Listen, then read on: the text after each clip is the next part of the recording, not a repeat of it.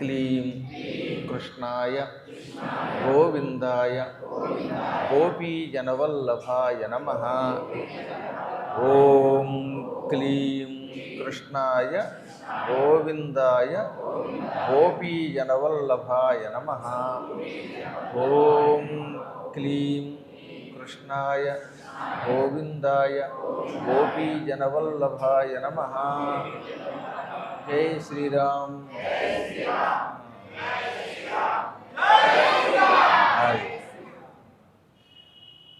రామచంద్ర ప్రభు రాజ్య పరిపాలన చేస్తూ ఉండగా అగస్త్య మహర్షి ఒక రోజున అక్కడికి వచ్చాడు. అగస్త్యుడు మహామహిమ కలిగిన వాడని చాలాసార్లు చెప్పాం మీకు. ఆయన కుంభసంభవుడు, కొండలో నుంచి పుట్టడం వల్ల కుంభసంభవుడు అన్నారు. వింధ్య పర్వతం యొక్క గర్వం అణిచినవాడు, సముద్రం అంతా త్రాగినవాడు, నిరంతరం శివార్చన చేసినటువంటి వాడు. అగస్త్య మహర్షి యొక్క మహాతపస్సు గురించి ఎన్నో పురాణాల్లో మనం చెప్పుకున్న ఆ పుణ్యాత్ముడు రామచంద్రుడి యొక్క దర్శనానికి వచ్చి, మా పూర్వజన్మ సుకృతం వల్ల విష్ణుస్వరూపుడివి ధర్మాత్ముడివైన నిన్ను చూచాము అన్నాడు. అప్పుడు రాముడు ఒకటి రెండు అనుమానాలు ఆయన అడిగాడు. శివదూతి అనే పేరుతో అమ్మవారు ప్రసిద్ధికెక్కింది. ఎవరి శివదూతి? ఈవిడికి వచ్చినటువంటి ఆ పేరు ఎలా వచ్చింది, ఆవిడ మహిమ ఏమిటి అని అడిగాడు. రాముడంతటి వాడు శివదూతి గురించి తెలుసుకోవాలని అడగగానే అగస్త్యుడానికి చెప్పాడు. ఈ కథ చాలా గొప్పది, మహాపాప పరిహారం చేసేది, చిన్నపిల్లలకి చాలా ఉపయోగపడేటటువంటి కథ. సాధారణంగా బాలారిష్టములు అనే పేరుతో పిల్లలకి కొన్ని ఆటంకాలు ఆపదలు వస్తూ ఉంటాయి. చిన్నపిల్లలకు వచ్చే రోగాలు, చిన్నపిల్లలకి విద్యా విషయాల్లో వచ్చేటటువంటి ఆటంకాలు, లేదా వాళ్ళ పేచీలు, ఇవన్నీ కూడా బాలారిష్టములని పిలువబడతాయి. 12 ఏళ్ల వయస్సు వరకు పిల్లలకి ఇంచుమించుగా ఏదో ఒక ఇబ్బంది వస్తూనే ఉంటుందండి. హఠాత్తుగా తుమ్ములు రావడం, జ్వరాలు రావడం, లేక వాళ్ళు స్కూల్కి వెళ్ళకపోవటం, ఏడిపించడం, ఇంకేవో అనారోగ్యాలు రావడం, ఆయుష్కి సంబంధించిన ఇబ్బందులు రావడం, ఇవన్నీ కూడా బాలారిష్టములు అంటారు. వీటిని తొలగించేటటువంటి ఒక దివ్యశక్తి ఉన్నది. ఆ శక్తిని శివదూతి అంటారు. ఆ శివదూతి కథనే అగస్త్యుడు అంతటి వాడు చెప్పాడు మనకి పద్మపురాణంలో. పూర్వం ఈశ్వరుడు లోకశ్రేయస్సు కోసం తన జటాజూటం నుంచి ఒక శక్తిని సృష్టించాడు. దానికి కూడా ఒక కారణం ఉన్నది. కృతయుగంలో 2వ పాదంలో కొన్ని దుష్టశక్తులు ఆవిర్భవించాయి. అవన్నీ హిరణ్యాక్షుడికి హిరణ్యకశిపుడికి సంబంధించిన శక్తులు. హిరణ్యాక్ష హిరణ్యకశిపుల యొక్క వంశంలో పుట్టాయి. వాటిల్లో కొన్నింటిని కోటర అని పిలిచారు, కోటరా శక్తి. కొన్నింటిని శాకిని అన్నారు, కొన్నింటిని డాకిని అన్నారు. కొన్ని శక్తులు పూతనా శక్తులు, కొన్నింటిని జ్యేష్ఠాశక్తులు అంటారు. ఈ విధంగా కోటర, శాకిని, డాకిని, పూతన, జ్యేష్ఠ ఇలాంటి రాక్షస స్త్రీలు, దుష్టశక్తులు హిరణ్యాక్ష హిరణ్యకశిపుల యొక్క వంశంలో పుట్టి లోకాలని నాశనం చేయటం మొదలుపెట్టాయి. లోకం నాశనం చేయాలంటే సులభోపాయం ఏమిటి? చిన్నపిల్లల్ని చంపడం. పెద్దవాళ్ళని చంపితే పెద్ద ఉపయోగం ఉంది, ముసలాళ్ళని చంపితే. అందుకని పుట్టిన పిల్లల్ని పుట్టినట్టు ఏదో రకంగా చంపేసుకుంటూ పోతే కొంతకాలానికి సనాతన ధర్మంలో పిల్లలు లేకపోతారు, ముసలాళ్ళే మిగులుతారు, ముసలాళ్ళకి సంతానం ఉండదు, దాంతో వీళ్ళు ఎలాగో నశిస్తారు, చివరికి ధర్మం నాశనం అయిపోతుంది. అందుకని పిల్లల్ని లక్ష్యంగా చేసుకుని ఈ దుష్ట శక్తులు వాళ్ళని చంపడం మొదలుపెట్టాయి. అప్పుడు దేవతలంతా శివుడి దగ్గర మొరపెట్టారు, పిల్లల్ని రక్షించోయి, పిల్లల్ని రక్షించోయి, చంటి పిల్లలందరినీ దుష్టశక్తులు సంహరిస్తున్నాయి అనగానే ఈశ్వరుడు చిరునవ్వు నవ్వుతూ తన జటాజూటంలో కుడివైపు ఉన్నటువంటి ఒక పాయని నేల మీదకి విసిరాడు.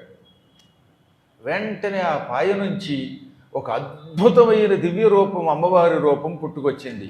రౌద్రీ జటోద్భవ శక్తి తస్యాశృణు నృపవ్రతం తపఃకృత్వా చిరం కాలం గ్రసిష్యామ్యఖిలం జగత్తు. రుద్రుని యొక్క శక్తి కనుక దాన్ని ఏమన్నారు? రౌద్రి అన్నారు. రుద్రుడి నుంచి పుడితే రౌద్రి, శివుడి నుంచి పుడితే శైవ, విష్ణువు నుంచి పుడితే వైష్ణవి అని పిలుస్తారు స్త్రీని, స్త్రీ శక్తిని. ఆవిడ జట నుంచి పుట్టింది కనుక జటోద్భవ అన్నారు. ఆ శక్తి పుట్టి ఈశ్వర కర్తవ్యమేమనగా చిన్నపిల్లలని నాశనం చేస్తున్న దుష్ట శక్తుల్ని సంహరించు, వాళ్ళ నుంచి పసిపాపలకి రక్షణ కలిగించు, 12 ఏళ్ల వరకు పిల్లల్ని రక్షించే భారం నీది అన్నాడు ఆయన. అంత గొప్ప పని చెయ్యాలంటే నాకు శక్తి కావాలండి, ఆ శక్తి కోసం తపస్సు చేస్తాను అన్నది ఆవిడ. తొందరగా చేసి తపస్సు చేసి ప్రజల్ని రక్షించమనగానే ఆవిడ మహావేగంగా వచ్చింది. ఇవాళ మనం హరిద్వారము అని పిలుస్తున్న ఒక స్థలం ఉన్నదే, ఆ హరిద్వారంలో ఒక అద్భుతమైన కొండ ఉన్నది. ఆ కొండని చండీ పర్వతం లేక చాముండా పర్వతం అంటారు. ఆ పర్వతం మీదకి చేరింది. హరిద్వారం వెళ్ళిన వాడికి తెలుస్తుంది. ఒకవైపు ఏమో అమ్మవారి కొండ ఉంటుంది చండీ పర్వతం, మరోవైపున మానసాదేవి యొక్క కొండ ఉంటుంది. అందులో చండీ పర్వతం మీద ఈ తల్లి అడుగుపెట్టి మహాతపస్సు చేసిందిట. కొంతకాలం, ఇంతకాలం వల్ల తపకృత్వ చిరం కాలం అంటే చాలా కాలం తపస్సు చేసింది. ఆవిడ తపస్సు చేస్తూ ఉండేలోపు శివుడే ఈ దుష్టశక్తులు పిల్లల జోలికి వెళ్లకుండా రక్షించాడు. రక్షించిన తర్వాత ఎంతకాలం నా పని, నేను వెళ్ళి ఏమో ఎన్నో పనులు చేయాలి, నేను సృష్టించినటువంటి రౌద్రీ శక్తి పిల్లల్ని రక్షించడం మానేసి తపస్సు చేస్తోంది అనుకున్నాడు ఆయన. ఈలోపు ఏం జరిగింది? హిరణ్యాక్షుడి వంశంలో రురువు అని వాడొకడు పుట్టాడు. ఈ రురువు యొక్క సంతానమే రౌరవము అని పిలువబడుతుంది అనమాట. నరకాల్లో రౌరవం కూడా ఈ రురువు యొక్క పేరు మీదే వచ్చింది. ఈ రురువు వాడి వంశస్థులు పరమ దుర్మార్గులు. వాళ్ళు చిన్న చిన్న పురుగుల రూపంలో కొడుతూ ఉంటారట. అలాంటి పురుగులు రౌరవంలో ఉంటాయి కాబట్టి రురువులు అనేటటువంటి మృగములతో నిండబడి ఉండడం వల్ల దాన్ని రౌరవం అని కూడా అంటారు. ఈ రురువు పరమక్రూరుడు అంటే, ఇదిగో వీడి వంశంలో పుట్టినవాడే దుర్గముడు. ఆ దుర్గముడిని చంపటం వల్లే అమ్మవారికి దుర్గా అని పేరు వచ్చిందని దేవీ భాగవతంలో చెప్పారు. దుర్గమాసురహంత్రియత్వాత్ దేవీ దుర్గేతి గచ్చతే. దుర్గమాసురుణ్ణి సంహరించటం వల్ల అమ్మవారికి అప్పటి నుంచి దుర్గా అని పేరు వచ్చింది. ఆ విషయం మర్చిపోయి ఏదో మహిషాసురుడిని చంపేసింది కాబట్టి దుర్గన్న మొదలెట్టారు. అసలు మహిషాసురుడికి దుర్గకి సంబంధం లేదు. మహిషాసుర మర్దన నవమి నాడు జరిగింది. అష్టమి నాడు, దుర్గాష్టమి నాడు దుర్గముణ్ణి చంపిందమ్మ. అప్పటి నుంచి ఆవిడికి దుర్గా అని పేరు వచ్చింది. కాబట్టి గురువుగారి ద్వారా దేవీ భాగవతములు శ్రద్ధగా విన్నటువంటి వారికైతే ఈ విషయంలో ఎటువంటి అనుమానం ఉండదు. కానీ అరకొరగా విన్నటువంటి వాడు, సినిమాలు చూసిన వాడు భ్రమలో పడుతూ ఉంటారు. అందులో ఎందుకు చెప్తానంటే, ఈ దుర్గముడు ఈ రురువు వంశం వాడే. ఈ రురువు చాలా క్రూరుడు. వీడు బ్రహ్మ కోసం 100 సంవత్సరములు తపస్సు చేశాడు ఒకప్పుడు. ఆ తపస్సునకు మెచ్చుకున్నాడు బ్రహ్మదేవుడు. ఏం వరం కావాలో కోరుకోమన్నాడు. కోరుకోమంటే వాడు ముందు మరణం లేని వరం ఇమ్మన్నాడు. అది మాత్రం కుదరదు. ఈ భూమి మీద పుట్టాక ఎంత గొప్పవాడైనా ఏదో ఒకనాడు చచ్చి తీరవలసిందే. కాబట్టి మరణము లేని వరం తప్ప ఇంకేదైనా కోరుకోమంటే వాడు బాగా ఆలోచించి శివుడి జటాజూటము నుంచి ఆవిర్భవించిన శక్తి, ఆ శక్తి వల్ల పుట్టే శక్తుల చేతిలో తప్ప ఇంకెవరి చేతిలో చావు లేకుండా వరం ఇమ్మన్నాడు. బ్రహ్మ తథాస్తు అన్నాడు. వాడి ఉద్దేశం ఏంటి? జడల నుంచి ఎవడబడతాడులే, ఆ పుట్టిన ఆవిడ నుంచి శక్తులు బయటికి ఎలా వస్తాయిలే అనుకున్నాడు అప్పటి కాలాన్ని బట్టి. అందుకని అలాంటి శక్తుల చేతిలో తప్ప ఇంకెవరి చేతిలోనూ మరణం లేకుండా వరం ఇమ్మంటే బ్రహ్మ అలాగే వరం ఇచ్చాడు. అక్కడి నుంచి వాడు విజృంభించాడు. వాడికి అంత తేలిగ్గా చావు లేదు కనుక వాడు సమస్త లోకాల్ని పీడించాడు. సముద్రంలో దాక్కున్నట్టు వాడు. సముద్రంలో ఒక రాజధాని కట్టుకున్నాడు. ఇప్పటికి కూడా పశ్చిమ సముద్రంలో అట్టడుగున వాడు నిర్మించుకున్న రాజధాని ఉన్నది. కాకపోతే వాడు చచ్చాక ఆ రాజధాని వరుణుడు స్వీకరించాడు. ప్రస్తుతం ఒకప్పుడు ఆ రోజుల్లో వాడు సముద్రంలో ఒక రాజధాని కట్టుకుని ఆ రాజధానికి సముద్రంలో ఉంది కనుక జలదుర్గము అని పేరు పెట్టుకున్నాడు. ఆ జలదుర్గంలో సింహాసనం మీద కూర్చుని అందరి దగ్గర ఉన్న బంగారాలు రత్నాలు అపహరించాడు. ఎవరి దగ్గర గొప్ప వస్తువు ఉంటే ఆ వస్తువులో వాడు కొట్టేసేవాడు. వాడు రాక్షసుల పని ఏంటనుకుంటున్నారు? కష్టపడి పని చేయరు, ఆలయాలు పడగొట్టడం, డబ్బు దోచుకోవడం, ఇతరులను పడగొట్టడం, దోచుకోవడమే తప్ప వాళ్ళు సొంతంగా సంపాదించరు. ఇంకా జనాన్ని తెక్కనేస్తారు. ఒక్కొక్కరికి 10 పిల్లలు, 20 పిల్లలు. అదిగో బళ్ళ మీద కనపడుతూ ఉంటారుగా మనకి దిక్కుమాలిన ఏరియాకి వెడుతూ ఉంటే, అమ్మ రామరామ వీళ్ళంతా ఆ వంశం వాళ్ళే. వీళ్ళని చూసినప్పుడల్లా నాకు కల్కి అవతారం ఎత్తి కత్తి పుచ్చుకుని నరికి అన్నంత కసి వస్తుంది. ఆ అవతారం ఎత్తడానికి ఇంకా దేవుడు నాకు టైం ఇచ్చాడు. ఈ లోపు నా శిష్యులకు అంటగట్టా ఆ బాధ్యత అంతా. ఈ విధంగా వాడు మరొక నముచియా అన్నట్టుగా ఉన్నట్టు వాటి గురించి చెప్పారండి బాబు. సముద్ర మధ్య రత్నాఖ్యం పురమస్తి మహాధనం. రత్నము అని పేరు కలిగిన ఒక నగరం సముద్ర మధ్యంలో కట్టుకొని సమస్త రత్నములు అందులో పోగు చేసి, ధనాన్ని పోగు చేసి, రాక్షస సైన్యాన్ని పెంచి మొత్తం ప్రపంచమును అల్లకల్లోలం చేశాడు. చివరికి దేవతలంతా మళ్ళీ శివుడి దగ్గరికి వచ్చారు. మహాత్మా, ఒక పక్కనేమో చిన్నపిల్లల బాధ తగ్గలేదు, మరో పక్కన ఈ రురువు విజృంభిస్తున్నాడు. నువ్వు సృష్టించిన శివదూతి ఎక్కడుందో కనపట్టం లేదు. ఇప్పుడు మమ్మల్ని ఎవరు రక్షిస్తారనగా ఆయన శివుడు ఓ మాయంచి సలహా ఇచ్చాడు. శివదూతి ప్రస్తుతం మాయాపురంలో తపస్సు చేస్తోంది. మాయా అన్న హరిద్వార్ అన్న ఒకటేం చెప్పాను కదా, ఆ మాయకి వెళ్ళిపోండి. వెళ్ళేటప్పుడు మీరు వెడితే ఉపయోగం లేదుగా, రాక్షసుల దగ్గరికి వెళ్ళి వాళ్ళ దగ్గరికి తొడగొట్టండి, బస్తీవే సవాలని. వాళ్ళు మీ వెంట పడతారు. పడగానే మీరు 1, 2, 3 అని పరిగెట్టండి.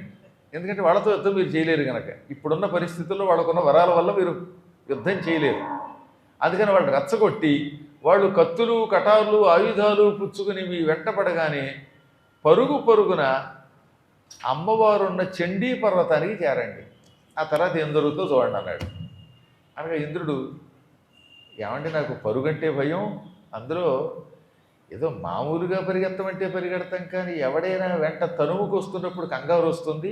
కొంతమందికి చూడండి, పద్యం ఎవరు లేనప్పుడు చదువుతారు, అందరూ ఉండగా చదవమంటే ఆయ్ ఊయ్ అని తడుగుకుంటారు, కంగారు వచ్చేస్తాడు, గొంతుకు కూడా పెగలదు. అంటే ఏమిటనమాట, ఎవరినైనా చూస్తే కంఠం లేవదు. మరి కొంతమందికి ఏ కుక్కో వెంట పడితే పరిగెత్తలేడు, అప్పటిదాకా బాగా పరిగెడతాడు. శత్రువులు తరుగుతున్నప్పుడు కూడా మనకు కూడా కంగారు వస్తుంది. రైలు పరిగెట్టుకుంటూ వెళ్ళిపోతున్నప్పుడు మనం పరిగెత్తి ఎక్కలేం, మొత్తప్పుడు పరిగెట్టగలం. రన్నింగ్ రేసులో ఫస్ట్ వచ్చిన వాడు కూడా మన కళ్ళ ముందు ఏ గరీబ్ రథో వెళ్ళిపోతాం అంటే ఎక్కలేరు. ఎందుకని? కంగారులో కాళ్ళు తడబడతాయి. అసలు ఎందుకంటే చివరిదాకా ఇంట్లో ఏం చేస్తావు నువ్వు? ఏమన్నా పెద్ద తలకెక్కావా? నువ్వు ఏమన్నా మహారాజువా? ఏవో అరగంట ముందే వెళ్ళకూడదు రైల్వే స్టేషన్కి, చివరి మూమెంట్లో రావడం, ఆ ఎదురుకుండా రైలు వెళ్ళిపోతుంటే అలా వెర్రిమొహం వేసుకోవడం, ఈలోపు ఒళ్ళు మండి పెళ్ళాన్ని తిడితే అట్లు చివాట్లు కూడా తినడం. అలాంటప్పుడు పరిగెత్తలేదు. అందువల్ల చెప్పొచ్చేది ఏంటంటే, ఎప్పుడన్నా కంగారు వస్తే అసలు పరిగెత్తలేము. అందుకని ఇంద్రుడికి కూడా అనుమానం వచ్చింది. తీరా రాక్షసుల దగ్గరికి ఎడతాం, వాళ్ళనేమో రెచ్చగొట్టి రెండ్రా యుద్ధానికి అని తొడగొట్టి పిలుస్తాం. వాళ్ళు మా వెంట పడితే పరిగెత్తలేమేమో అంటే, పర్వాలేదులే 1, 2, 3 అని పరిగెత్తడంలో నీకు ఫస్ట్ ప్రైజ్ పైగా అనగా, సరే బ్రహ్మదేవ నీ ఆజ్ఞ కాదంటామా అని ఇంద్రాది దేవతలు సముద్రంలోకి వెళ్ళారు. అక్కడ రత్నపురంలో కూర్చుని టీవీగా సింహాసనం మీద కూర్చుని అప్సరసల నాట్యం చూస్తున్న రురువు దగ్గరికి వెళ్ళి, ఒరే రురు, నృత్యం చూడడం కాదురా, మాతో యుద్ధానికి రా అని ఇంద్రుడు పిలిచాడు. పిలవడమే కాదు, ఈ మధ్యన తొడ మీద కొట్టుకుంటారుగా, నిజంగా గట్టిగా కొట్టుకుంటే తొడలు విరిగి వస్తారు. మన కోసం అలా అంటారు తప్ప, మీరు గట్టిగా తొడ మీద కొట్టుకోండి, మీ తొడ వస్తుంది. అంతేగాని అవతలవాడు ఎందుకు వస్తాడండి? వాళ్ళనే పిలిచి నడు రోడ్డు మీద కొట్టమని ఒకసారి చూద్దాం. సినిమాల్లో కొట్టడం కాదు, సినిమాల్లో కొడితే ఢామని పరకథలో మూజికి కొడతాడు. అదే నిజంగా నడు రోడ్డు మీద కొట్టుకుంటే వాడి తొడలు విరిగిపోతాయి, ఒక్కడికి భయం ఉండదు. ఇప్పుడు పిలిచి చూడండి సార్, మీరు ఎప్పుడు అడగండి, ఏమయ్యా సినిమాలో తొడగొట్టావు కదా, ఆ దెబ్బకి మొత్తం అక్కడ ఉన్నటువంటి విలన్స్ అంతా చచ్చిపోయారు, ఇప్పుడు ఇక్కడ పాత బస్తీ దగ్గరికి వచ్చి కొట్టమనండి. మళ్ళీ జీవితంలో అటు రాడాడు. ఇవన్నీ ఉత్తుత్తి కబుర్లు. కాబట్టి ఉరికేలా తొడలు కొట్టి కొంచెం అరిచి యుద్ధానికి రమ్మని పిలిచారు. ఎవరు? ఇంద్రుడు, యముడు మొదలైనవాడు. ఆ రాక్షసుడికి కోపం వచ్చింది. అప్సరసలారా నృత్యం ఆపండి, వీళ్ళ సంగతి చూస్తాను అని భయంకరమైన త్రిశూలం పుచ్చుకొని వాళ్ళ వెంటబడ్డాడు. ఈ రాక్షసుడితో పాటు వాడి సైనికులు కూడా వెంటబడ్డారు. ఇంకేముంది, ఇంద్రుడికి కంగారు వచ్చింది. ఒకటి, రెండు మూడు అని పరిగెత్తడం మొదలెట్టాడు. ఇంద్రుడు పరిగెత్తగానే ఆయన వెనకాతల అగ్ని, అగ్ని వెంట యముడు, యముడు వెనక నివృత్తి, నివృత్తి వెనక వరుణుడు, వరుణుడు వెనక వాయువు, వాయువు వెనక కుబేరుడు, కుబేరుడు వెనక ఈశానుడు, ఆ తర్వాత వాళ్ళతో పాటు నవగ్రహాలు, ఒకరేమిటి అందరూ పరిగెత్తడం మొదలెట్టారు. అంటే ఇంతమందిని అదుపులో పెట్టాడనమాట దుర్మార్గుడు. ఇంకేముంది, వాళ్ళంతా మహావేగంగా వెళ్ళి అమ్మవారు ఉన్న చోటకి చేరిపోయారు. ఆ సమయంలో అమ్మవారు ఇది శివుడి యొక్క జటాజూటాన్ని నుంచి పుట్టిన రౌద్రి ఇలా కళ్ళు మూసుకు తపస్సు చేస్తున్నది. శివుడి దగ్గర నుంచి పుట్టిన కారణం చేత నిన్ను శివదూతి అని పిలుస్తున్నావు, ఓ శివదూతి రక్షించు అని ప్రార్థించారు దేవతలంతా. ఆవిడ తపస్సు చేసుకుంటుందిగా, అందులో కళ్ళు విప్పట్లేదు. పద్మాసనం వేసుకుని ఎడమ చెయ్యి మీద కుడి చెయ్యి పెట్టి సరిగ్గా నాభి దగ్గర పెట్టి కళ్ళు రెండు భ్రూ మధ్యంలో నిలబెట్టింది. అది చాలా కష్టం అండోయ్. జపం చేసేవాళ్ళు కొంతమంది కళ్ళు మూసుకోరు, ఈ రెండు కళ్ళ యొక్క దృష్టి ఈ మధ్యలో నిలబెడతారు. అలా భ్రూ మధ్యంలో నిలబెట్టేవాళ్ళు కొందరు, నాసాగ్రం మీద ముక్కు మీద నిలబెట్టి జపం చేసేవాళ్ళు కొందరు ఉంటారు. నాసాగ్రం మీద అంటే ఈ ముక్కు చివర దృష్టి పెట్టి జపం చేస్తే కోరికలు తీరుతాయని, ఈ కనుబొమల మధ్యలోకి దృష్టి పెట్టి జపం చేస్తే వాడు సాక్షాత్తు శివస్వరూపులు అవుతారని యోగశాస్త్రం చెబుతున్నది. కానీ మీరు పెట్టి చూడండి కాసేపటికి, ఈ రెండు కళ్ళు ఇలా మధ్యలో పెడితే కళ్ళు తిరుగుతాయి, లాగుతాయి కళ్ళు. కాసేపటికి బాబోయ్ అని తపస్సు మానేస్తారు. చాలా కష్టం. కారణం మనకి యోగశక్తి కంటే రోగశక్తి ఎక్కువ ఉంది కనుక. యోగాభ్యాసం చిన్నప్పటి నుంచి చెయ్యగా చెయ్యగా సాత్వికమైన ఆహారం తీసుకోగా ఎప్పటికో ఈ భ్రూ మధ్యంలో దృష్టి నిలబెట్టగలుగుతారు. ఆవిడ జగన్మాత రౌద్రి శివుడి నుంచి పుట్టి శివదూతి అని పిలువబడింది. కాబట్టి శివదూతి అనే పేరు శివుడి యొక్క జటాజూటము నుంచి పుట్టడం వల్ల కూడా వచ్చిందని పద్మపురాణం చెబుతున్నది. అదే దేవీ భాగవతంలో శివుడిని దూతగా పెట్టుకుని శుంభనిశుంభుల దగ్గరికి పంపడం వల్ల కూడా శివదూతి అని పేరు వచ్చింది. కాబట్టి ఎన్నో కారణముల చేత అమ్మవారి యొక్క శక్తులకి శివదూతి అని పేరు వచ్చిందనమాట. ఆవిడ తపస్సు చేసుకుంటూ భ్రూమధ్యంలో దృష్టి పెట్టి ఉండగా దేవతలు పరుగు పరుగునొచ్చి ఆవిడ వెనక చేరారు. ఆవిడ అప్పటిదాకా తపస్సులో ఉన్నది కాస్త ఒక్కసారి తపస్సు ఆపింది. దేవతలారా ఏం పని మీద వచ్చారు అని అడిగింది. అప్పుడు వాళ్ళంతా అమ్మని భక్తితో ప్రార్థించారు. రౌద్రీ తపోన్విత ధన్య శాంభవి శక్తిరుత్తమ పప్రచ్ఛ విస్మయాదేవి ప్రోత్ఫుల్లాంబుజలోచన. రుద్రుడి నుంచి పుట్టింది, అందువల్ల రౌద్రి. మహాతపస్సు చేసింది, అందువల్ల తపోన్విత అన్నారు. ఆవిడ జీవితం ప్రజల్ని రక్షించటం వల్ల జగత్ప్రసిద్ధికి ఎక్కింది. అందువల్ల తన జీవితాన్ని సఫలం చేసుకున్నవాడని ధన్య అని ఆడవాళ్ళని, మగవాళ్ళని ధన్యుడు అంటారు. నువ్వు ధన్యుడివి అంటే నీ జీవితాన్ని సక్రమంగా గడిపావు, గడపవలసినట్టుగా గడిపావు. తినడం పడుకోవడం ఏదో పుట్టామన్నట్టు ప్రవర్తిస్తే వాడు ధన్యుడు కాడు. జీవితంలో ఒక్క క్షణము కూడా వ్యర్థం చేయకుండా తన జీవితం యావజ్జీవితము కూడా సక్రమంగా గడిపితే, చెయ్యవలసిన పనులు సక్రమంగా చేస్తే, తక్కువ నిద్రపోయి ఎక్కువ పని చేస్తే, ఆ పనులు కూడా లోకానికి ఉపయోగపడితే అటువంటి వ్యక్తిని పురుషుణ్ణైతే ధన్యుడు అంటారు. స్త్రీనైతే ధన్య, అది తెలుగులోకి వస్తే ధన్యురాలు అవుతుందన్నమాట. మీరు ఆలోచించుకోండి ఒకసారి. రోజుకు మనం ఎన్ని గంటలు నిద్రపోతున్నాం, మన జీవితంలో ఎంతకాలాన్ని సక్రమంగా గడిపాం, ఎంతకాలం అనవసరంగా గడిపాం అని బేరీజు వేసుకొని, ఎక్కువ అనవసరంగా గడిపితే వాడు అధన్యుడు.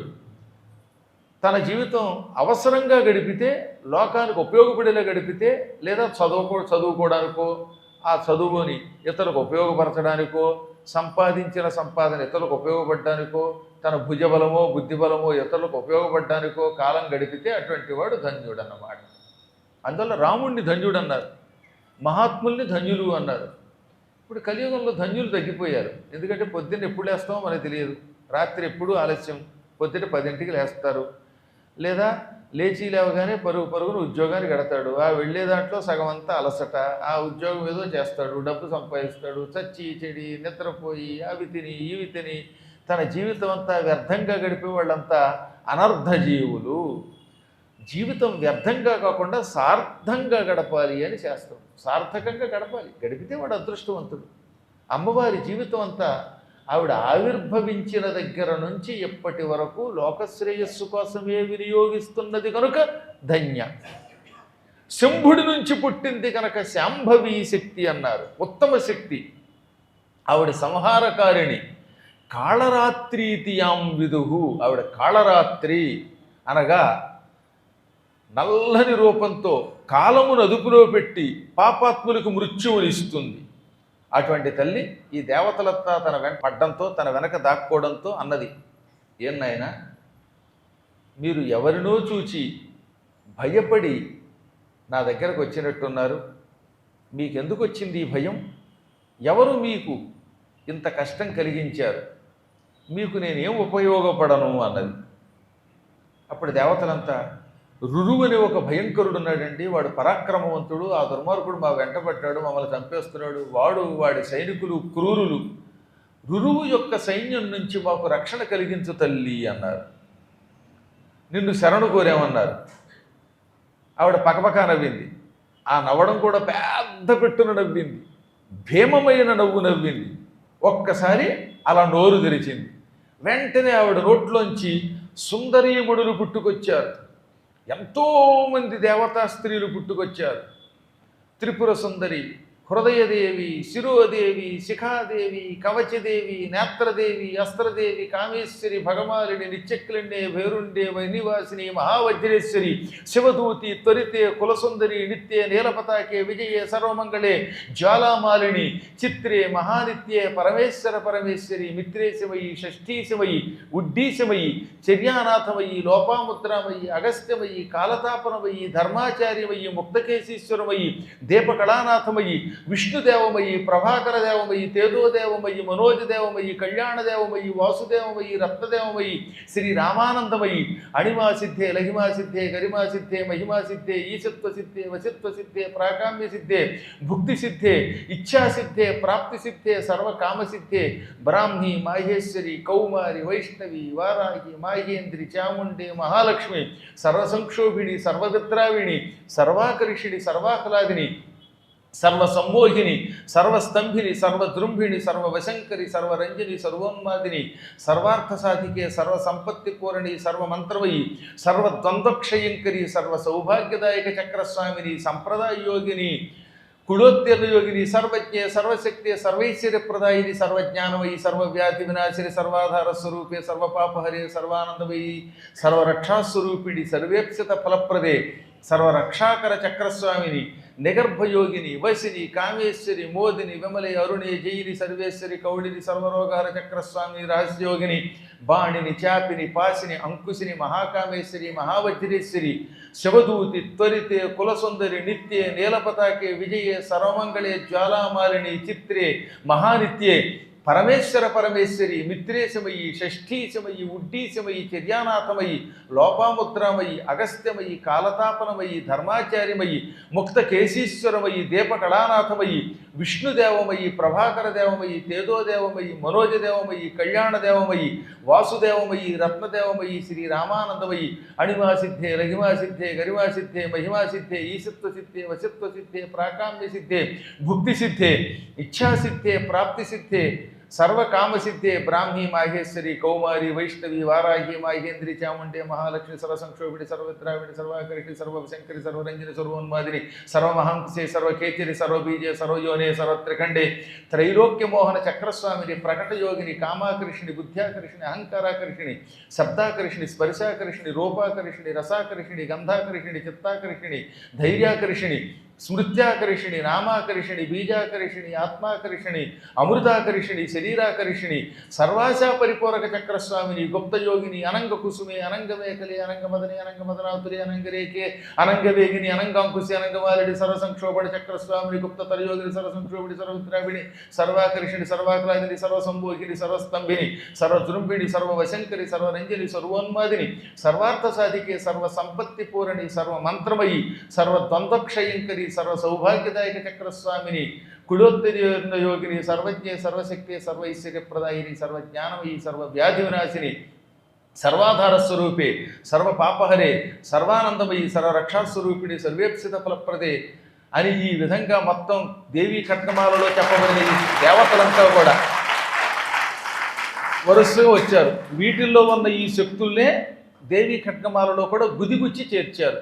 ఈ దేవతా శక్తులన్నీ అమ్మవారు నవ్వడంతో వికటాట్టహాసం చేయడంతో నోట్లోంచి పుట్టుకొచ్చారు. ఈ పుట్టుకొచ్చిన వాళ్ళందరూ ఒక్కొక్కరు 1000 చేతులతో 1600 చేతులతో 400 చేతులతో 100 చేతులతో 4 చేతులతో 8 చేతులతో 12 చేతులతో అష్టాదశ భుజాలతో ఉన్నారు. ఒక్కొక్కరికి 3 కళ్ళు ఉన్నాయి. ఒక్కొక్క కన్ను అగ్నిజ్వాలల్లా వెలిగిపోతున్నాయి. పెద్ద పెద్ద కోరలు ఉన్నాయి. కొందరు సుందరీమణులు, కొందరు ఆశ్చర్యకర రూపాలు. అటువంటి స్త్రీలు శూలాలతో, కత్తులతో, ధనుస్సులతో, చక్రాలతో, ముద్గరాలతో, తోమరాలతో, బిందిశాలతో, పట్టిశాలతో, రకరకాల ఆయుధాలతో వచ్చారు. వచ్చిన వాళ్ళు వచ్చినట్టే ఈ రురువు సైన్యం మీద పడ్డారు. ఆశ్చర్యకరం ఏంటో తెలుసా? 2:24 48 నిమిషములలో 3 కోట్ల సైనికులతో కూడిన రురువుని మింగేశారు వాళ్ళు. కేవలం 48 నిమిషాలట, ఇంకంతకంటే ఎక్కువ కాదు. 48 మినిట్స్లో 3 కోట్ల కంటే ఎక్కువగా ఉన్న రురువుని, వాడి సైనికుల్ని, రురువు సైనికులు 3 కోట్ల కంటే ఎక్కున్నారట. అందరినీ టపటపడవన్న చంపి పారేశారు. చచ్చిన వాడిని మింగేశారు. శనగపప్పులు కూడా నవ్వలేం మనం. ఆ మధ్యన ఒక ఆవిడ కారపోసి తింటేనే 3 రోజులు కదలడానికి లేకుండా అయిపోయింది. మన కారపోసే అరగదు, అటువంటిది ఎంతమందిని గుటుక్కుని మింగి పారేశారు వాళ్ళు. ఇది శక్తుల యొక్క గొప్పతనం అంటే. ఈ విధంగా క్షణకాలంలో దేవతలలా తెల్లబోయి చూస్తూ ఉండగా వాళ్ళంతా అందరినీ చంపి పారేశారు. అప్పుడు రుద్రుడు ఏమన్నాడు? అమ్మా, నా జటాజూటం నుంచి పుట్టిన శక్తి నువ్వు నా శక్తివే. నా అనుగ్రహంతో పుట్టి తపస్సు చేసి ఎంతమంది రాక్షసులను దుష్టశక్తుల్ని నాశనం చేశావు. ఈ రోజు నుంచి నీకు నేను బిరుదిస్తున్నాను అని రుద్రుడు చెప్పాడు. శ్లోకం 105, అధ్యాయం 31. శివదూతి బ్రవీమ్యేకం ప్రవృత్తం యద్యుగాంతరే. నీకు శివదూతి అని బిరుదిస్తున్నాను. నేను భవిష్యత్తులో గంగాద్వారంలో దక్షయజ్ఞ ధ్వంసం చేస్తాను. ఎక్కడ? దక్షారామం అని పిలువబడుతున్నదే అక్కడ గంగానది తుల్యభాగ అనే పేరుతో పిలువబడుతుంది. ఆ ప్రాంతంలో గంగానదికి దక్షిణం వైపు వచ్చిన తర్వాత గోదావరి అని పేరు. ఆ గోదావరి 7 పాయల్లో ఉంటుంది. అందులో ఒక పాయ అంతర్లీనంగా దక్షారామంలో ప్రవహిస్తుంది. అక్కడ దక్షుడు యజ్ఞం చేస్తాడు. ఆ యజ్ఞం చేసినప్పుడు భద్రకాళిలో నువ్వు మళ్ళీ చేరి దుష్ట శిక్షణకు నాకు తోడుపడు. ఆ తరువాత ఈరోజు నుంచి కొండ మీద చండి చాముండ అనే దివ్యనామములతో కొలువయ్యుండు. నాకు దూతికి కనుక శివదూతి అనే పేరుతో ప్రసిద్ధికెక్కు. ఈ కొండ మీదకి వచ్చి నిన్ను దర్శనం చేసుకున్న వాళ్ళకి ఏ విధమైన శత్రుపీడ లేకుండా చెయ్యి, అందరినీ రక్షించు అనగానే అంతా బాగానే ఉందండి. ఇప్పుడు నా నోట్లోంచి వికటాట్టహాసం చేయటం వల్ల రకరకాల శక్తులు పుట్టుకొచ్చాయి. ఈ దివ్య శక్తులకి ఆకలి ఎక్కువైపోయింది. రాక్షసుల్ని చంపేశారు. చంపినా ఇంకా ఆకలి తీరలేదట. ఏదో 3 కోట్ల మందిని మింగేశారు. పోనీ ఆ రాక్షసులు ఏమన్నా నాలాగా ఉంటారా? ఒక్కొక్కడు వీళ్ళు దుంపలు తగినంత లావు ఉన్నారు. 10 ఏనుగులు 1000 ఏనుగులు బలం కలిగిన వాళ్ళు. అంతమందిని తిన్నా వాళ్ళు ఆకలి తీరలేదు. అందుకని వాళ్ళు నా దగ్గరకు వచ్చి, అమ్మ నీ వల్ల మేము పుట్టాం, మాకు ఆకలి వేస్తోంది, ఆకలి ఆకలి అంటున్నారు. వీళ్ళకి అన్నం పెట్టకపోతే నన్నే మింగేటట్టున్నారు. అందుకని వీళ్ళకి ఆహారం ఏర్పాటు చెయ్యి అనగా రుద్రుడు ఏమన్నాడు? ఇది కొంచెం కష్టమే వీళ్ళకి ఆకలి తీర్చడం అంటే, కాబట్టి ఓ పని చేస్తాను అని వెంటనే వాటన్నిటినీ ఆ దివ్యశక్తుల్ని తన 3వ కన్నుతో చూశాడు.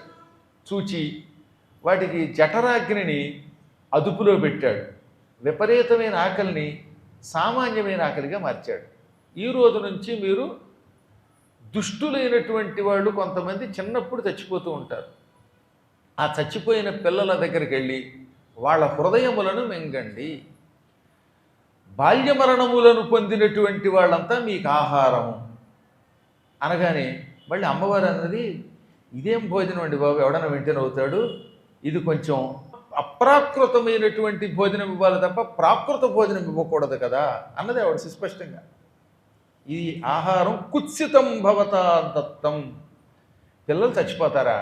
ఆ చచ్చిపోయిన పిల్లల్ని పీక్కు తినమని ఈ దివ్యశక్తులకి చెబితే రేపటి నుంచి ఈ దివ్యశక్తులను పూజించేవాడు భయపడతారు కదా అనగా అప్పుడు ఆయన ఆలోచించి అసలు సాధ్యమైనంత వరకు ఇక మీదట బాల్య మరణములు లేకుండా చేసే శక్తి వీటికి ఇస్తున్నాను అన్నాడు. ఎలా ఇస్తున్నట్ట? ఇప్పుడు పద్మాకర్ గారు చెప్పారు కదా, శివుడి యొక్క జటాదూటం నుంచి శివదూతి పుట్టినది, ఆమె నోట్లో నుంచి శక్తులు పుట్టాయి, ఈ శక్తులు దుష్ట శిక్షణ చేశాయి అనే ఈ కథని చిన్న పిల్లల దగ్గర 40 రోజుల పాటు ఉదయం సాయంత్రం చదివినా లేక వాళ్ళకి వినిపించినా ఆ ఇళ్లల్లో బాల్య మరణములు ఉండవు. బాల్య మరణమునకు కారణమైన రోగములను మింగే శక్తిని ఈ శివదూతికలకు ఇస్తున్నాను అన్నాడు. అంటే మీకు అర్థమైందో లేదో మరి. పిల్లలకి పూర్వజన్మ పాపం వల్ల బాల్య మరణాలు వస్తాయి. అదే ఈ కథని గర్భవతులు విన్నా, పిల్లలు పుట్టగానే ఈ కథ విన్నా ఒక 40 రోజులు కనుక తల్లులు వింటే ఇంక వాళ్ళ పిల్లలకి బాల్య మరణము రాదు. కథ వినడం పెద్ద కష్టం కాదుగా. ఇప్పుడు యూట్యూబ్ వచ్చింది, అందరూ యూట్యూబ్లో వినలేకపోవచ్చు, కానీ మీరు విన్నారు కదా. విన్నవాళ్ళు ఆ మాత్రం ఈ కథను గుర్తుపెట్టుకోలేరా? గుర్తుపెట్టుకుని బాలింతరాళ్ళకి గర్భవతులకి వినిపించండి. వినిపిస్తే అప్పుడు ఈ కథలో ఉన్న ఈ శివదూతి నోట్లోంచి పుట్టిన శక్తులు మీ ఇళ్లల్లో చేరతాయి. చేరి ఈ పిల్లవాడికి బాల్య మరణానికి కారణమైన పాపాలు ఉంటాయి కదా, ఆ పాప శక్తుల్ని మింగేస్తాయి. అప్పుడు ఏమవుతుందన్నమాట, ఆ గర్భవతికి పుట్టేటటువంటి పిల్లలు వాళ్ళు అకాల మరణం పొందరు. అకాల మరణం ఎందుకు పొందుతున్నాం? మనం చేసిన పాపాల వల్ల. ఆ పాపాలని ఈ దేవతలు మింగుతారు, పాపాలను మింగుతారు, పాపాయిల్ని కాదు. అప్పుడు ఏమవుతుంది, పాపాయిలు సుఖంగా ఉంటారు. అందుకని పూర్వకాలంలో గర్భవతుల కోసం కొన్ని స్తోత్రాలు కొన్ని కథలు ఇచ్చారు. అందులో దేవీ భాగవతంలో ఒకటి చెప్పాను మీకు, ఏమిటిది? మంగళషష్ఠి స్తోత్రం. ఆ స్తోత్రం కూడా అంతే. ఆ స్తోత్రం పిల్లలకి 12 ఏళ్ళు వచ్చేదాకా వినిపించేవారండి పూర్వం. ఇప్పుడు నాస్తికులు అయిపోయారు కదా, అసలు మీ పిల్లలకి బొట్లే పెట్టడం లేదు. మేమేదో కిరస్థానం వాళ్ళకి వారసులు అన్నట్టుగా తయారయ్యారు. చిన్నపిల్లలు చిన్నప్పటి నుంచి విధవల్లా పెంచుతున్నారండి మీరు. అసలు ఈ తల్లిదండ్రులదే తప్పు, పిల్లలది కాదు తప్పు. పిల్లలు బొట్టు పెట్టుకోకపోతే అన్నం పెట్టకుండా చెయ్యాలి. ఈ విషయంలో మీరు మన విశ్వనాథుడిని ఆదర్శంగా తీసుకోండి. వాళ్ళ పిల్లలిద్దరికి రోజు విభూతి పెడుతున్నాడా లేదా? మీరందరూ నా శిష్యులు, నాకు అదొక గర్వకారణం.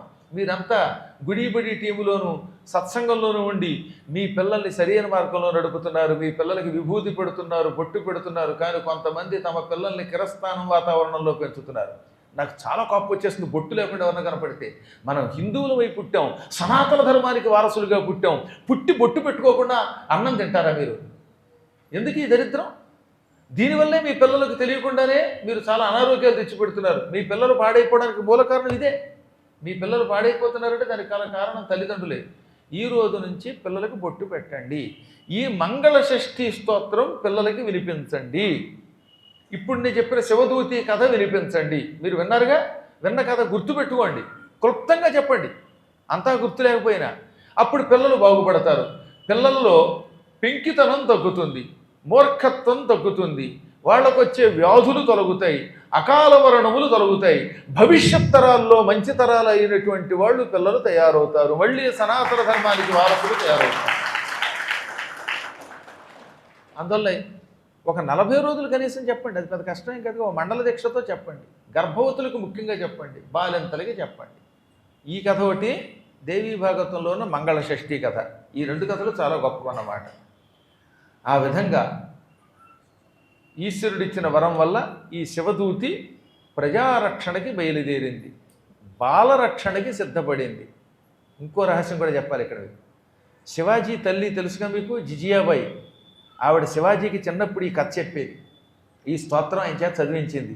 అందుకే ఔరంగజేబు గారి జేబు చింపేశాడు ఆయన ఇంకా కొంతకాలం బతుకుంటే ఆ ఔరంగజేబు గారిని ఎక్కడ తన్నారో అక్కడ తన్నేవాడు. ఇక మళ్ళీ ఈ దరిద్రం ఉండేది కాదు మనకి. మన దురదృష్టం శివాజీ మధ్యలో వెళ్ళిపోవలసి వచ్చింది. ఈ ఔరంగజేబు కంటే కొంచెం పెద్దవాడవడము, ఆ కాల పరిస్థితులు వేరవడం వల్ల. మహానుభావులు కనుక ఎక్కువ కాలం ఉండుంటే, ఇటు దక్షిణాదిలో పరమపూజ్యుడు కృష్ణదేవరాయలు, అక్కడ కనుక శివాజీ మరికొంతకాలం ఉండుంటే ఇవాళ ఈ దిక్కుమా పరిపాలన మనకు వచ్చేది కాదు. మన దురదృష్టం. చెప్తున్నాను కదా, మనం ఇంకా కలియుగంలో ఉండడం వల్ల మనకు అలాంటి కష్టాలు వచ్చాయి. నాకు నమ్మకం ఉంది మీరు పిల్లల్ని తయారు చేస్తారు, ఎందుకంటే మా వాళ్ళు పాత బస్తీకి వెళ్ళారు. ఈ సురేష్ రెడ్డి వీళ్ళంతా పాత బస్తీలో ఆంజనేయ స్వామి ఆలయాన్ని ఎంత బాగు చేశారండి. ఎన్ని కష్టాలు పడుతున్నారో తెలుసా వీళ్ళంతా. వాళ్ళ ప్రాణాలకి తెగించి మన ఆలయాలన్నిటినీ మళ్ళీ తిరిగి మనకు అంటగడుతున్నారు. మనకి వాటిని బాగు చేసి అందులో ప్రవేశం కల్పించి పూజ చేసుకునే అవకాశం కల్పిస్తున్నారు. వీళ్ళే తయారవ్వాలి. భవిష్యత్ తరాల్లో ఇలాంటి వాళ్ళు తయారవ్వాలి. అందుకని ఇలాంటి వాళ్ళని తయారు చేయడం కోసమే నేను ప్రవచన మండపం ఏడుస్తున్న కారణం అదనమాట. వీళ్ళకు మంచి అద్భుతమైన శిక్షణ ఇవ్వాలి, వీళ్ళందరినీ బాగు చేయాలి. మంచి పండితులు అక్కడ పెడతాను. పిల్లలకి చిన్నప్పటి నుంచి పురాణ కథలు చెప్పిస్తాను. కేవలం పురాణములలో ఉన్న మహానుభావుల యొక్క పాత్రలు అనునిత్యము అక్కడ చెబితే పిల్లలు గొప్ప గొప్పవాళ్ళు తయారవుతారు. పిరికి వాళ్ళు, ఈ సెక్యులర్ భావాలను వాళ్ళు పోతారు. మహాత్ములు తయారవుతారు. రాముడు, కృష్ణుడు, శివాజీ ఇలాంటి వాళ్ళు తయారవుతారు అన్నమాట. అలా తయారవ్వాలంటే ఆ మండపం తొందరగా తయారవ్వాలి. అందువల్ల మీరందరూ పూనుకొని 2026లో 30 రోజుల పాటు ఏకధాటిన 18 పురాణాలు అక్కడ పారాయణ జరిగేలా చేయవలసిన బాధ్యతని స్వీకరించెదరుగాక. జై శ్రీ. ఆ శివదూతి మీకు రక్షగా ఉండుగాక. ఓసారి మళ్ళీ మనం వెడదాం అక్కడికి. ఎప్పుడు వెడదాం?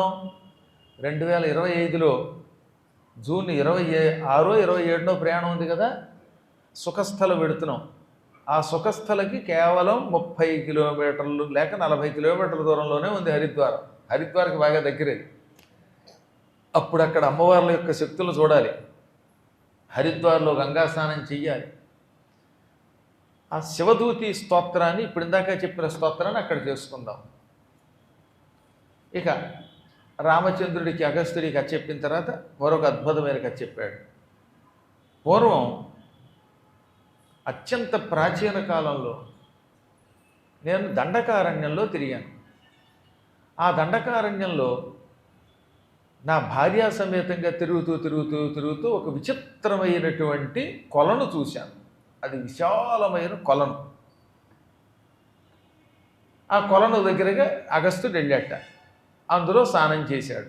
ఒడ్డు మీదకి వచ్చి భార్యని ఏమైనా పళ్ళు ఉన్నాయేమో తీసుకురా, ఇక్కడ నేను కాసేపు జపం చేసుకుంటాను అన్నాడు. లోపాముద్ర ఆయనకి ఫలాలు తేవడానికి వెళ్ళింది. ఇంతలో ఈ అగస్త్యుడికి కొలను గట్టున ఒక శవం కనపడింది. ఏమాత్రము పాడుకోకుండా ఉన్న శవం.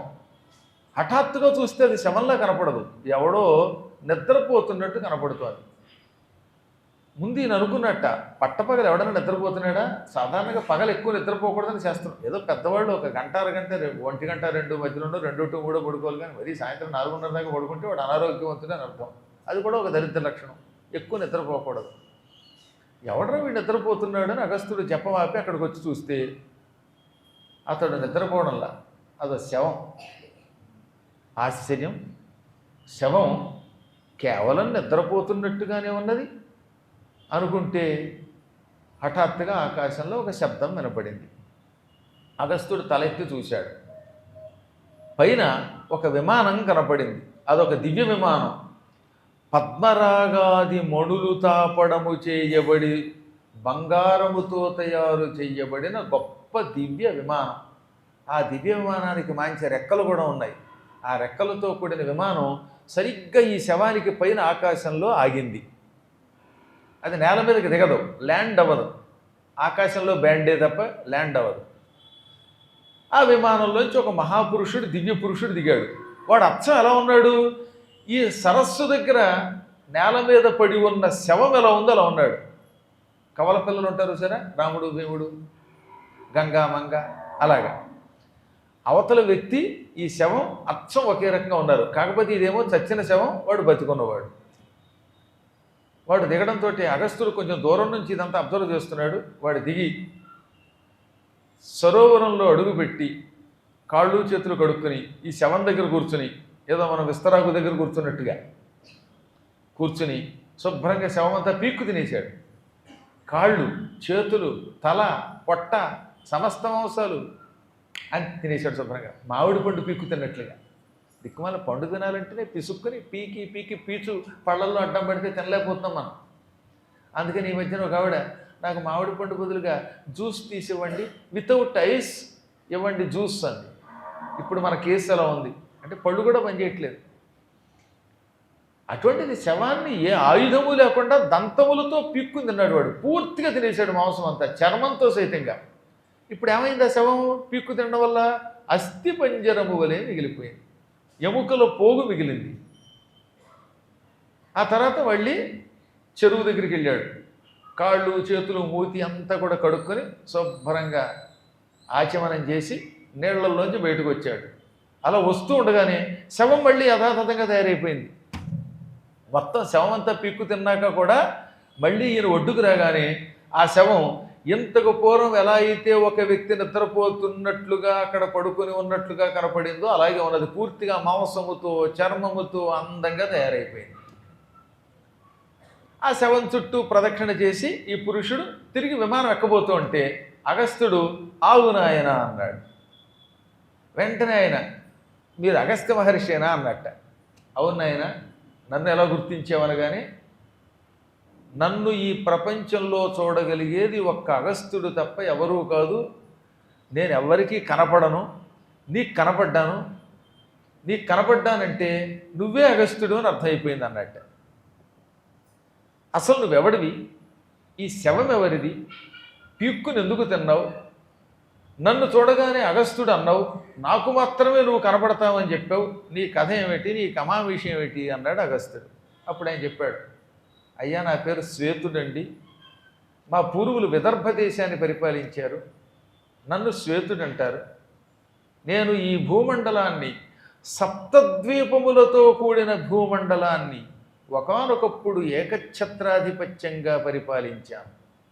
నేను పరిపాలిస్తున్న కాలంలో నా పరిపాలనలో ప్రజలు సుఖంగా ఉన్నారు, అధర్మం లేదు, అల్పాయుష్కులై చచ్చిన వాళ్ళు లేరు, భార్యాభర్తల మధ్యలో కీచులాటలు లేవు, అందరూ బ్రాహ్మీ ముహూర్తంలో లేచేవారు, స్నానము చేసి సంధ్యావందనాది కార్యక్రమాలు చేసేవారు, ప్రయాణానికి హడావిడిగా చివరి మూమెంట్లో పరిగెత్తుకొచ్చే రైలుని పోగొట్టుకున్న వాళ్ళు లేరు. అంటే ప్రయాణం అంటే ప్రయాణం సమయానికి వెళ్ళిన వాళ్ళే ఉండేవారు. అందరూ మంత్రానుష్ఠాన పరులే. ధర్మం 4 పాదాల వెళ్ళింది. తిండి లేక చచ్చినవాడు లేడు, పాముల చేత కాటు తిని చచ్చినవాడు లేరు, దొంగల బాధ లేదు, అగ్ని ప్రమాదములు లేవు, బాల్యమరణములు అసలే లేవు. అందుకని ఏమన్నారన్నమాట, నకశ్చిత్తు వృద్ధ బాలానాం ప్రేత కార్యాణి కుర్వతి. ఎక్కడా ముసలివాళ్ళు చిన్నపిల్లలకి పిండ ప్రదానం చెయ్యలేదు, ప్రేత కార్యములు చెయ్యలేదు. అంటే అర్థమైందిగా మీకు? ముసలివాడు తన కొడుక్కో మనవడికో ఎవరికైనా ప్రేతకార్యం చేశాడంటే అర్థం ఏంటనమాట, బాల్య మరణాలు ఉన్నాయని అర్థం. కానీ మహాత్ముల పరిపాలనలో అందరూ 100 ఏళ్ళు దాటాకే చచ్చిపోయారు. కాబట్టి పిల్లలు పెద్దవాళ్ళకి పిండ ప్రదానం చేశారు తప్ప పెద్దవాళ్ళు పిల్లలకి ప్రేత కార్యములు చెయ్యలేదు. అది ధర్మ పరిపాలన అంటే. అంత బాగా పరిపాలించారు. మాకు కులగురువు వశిష్ఠుడు. ఆ వశిష్ఠుడు నా దగ్గరకు వచ్చి అప్పుడప్పుడు, నాయన శ్వేత, అన్నీ బాగానే ఉన్నాయి, కానీ నువ్వు అన్నదానము జలదానము చేయటం లేదు. అన్ని దానాల్లోకి అన్న జలదానములు చాలా గొప్పవి. నువ్వు బంగారం దానం చేస్తున్నావు, గొడుగులు ఇస్తున్నావు, చెప్పులు ఇస్తున్నావు, కానీ అన్నం మాత్రం పెట్టడం లేదు, మంచినీళ్ళు ఇవ్వడం లేదు. ఈ 2 ప్రాణం నిలబెట్టేవి, ఆ దానం చేయమని చెప్పాడు. ఆయన నవ్వేటప్పుడు ఈ శ్వేతుడు, అన్నానికి ఉందండి ఎవడైనా పెడతాడు, మంచినీళ్ళు ఏముంది, చెరువు దగ్గరికి వెళ్ళి తాగొచ్చి ఎవడో ఓడిస్తాడు, అది పెద్ద ఖరీదా? అంటే ఆ రోజుల్లో అన్నం అమ్మేవారు కాదు కదా. ఇప్పుడంటే అన్నానికి రేటు పెరిగిపోయింది, కానీ ఆ రోజుల్లో అన్నం ఎక్కడ పెడితే అక్కడ పెట్టేవారు. ఇక మంచినీళ్ళు అమ్మేవాళ్ళు ఉండేవారు కాదు. అందుకని ఆ రోజుల్లో ఎవడైనా డబ్బు బాగా ఖర్చు పెడితే, ఒరే డబ్బు మంచినీళ్ళలా ఖర్చు పెడుతున్నావురా అనేవారు.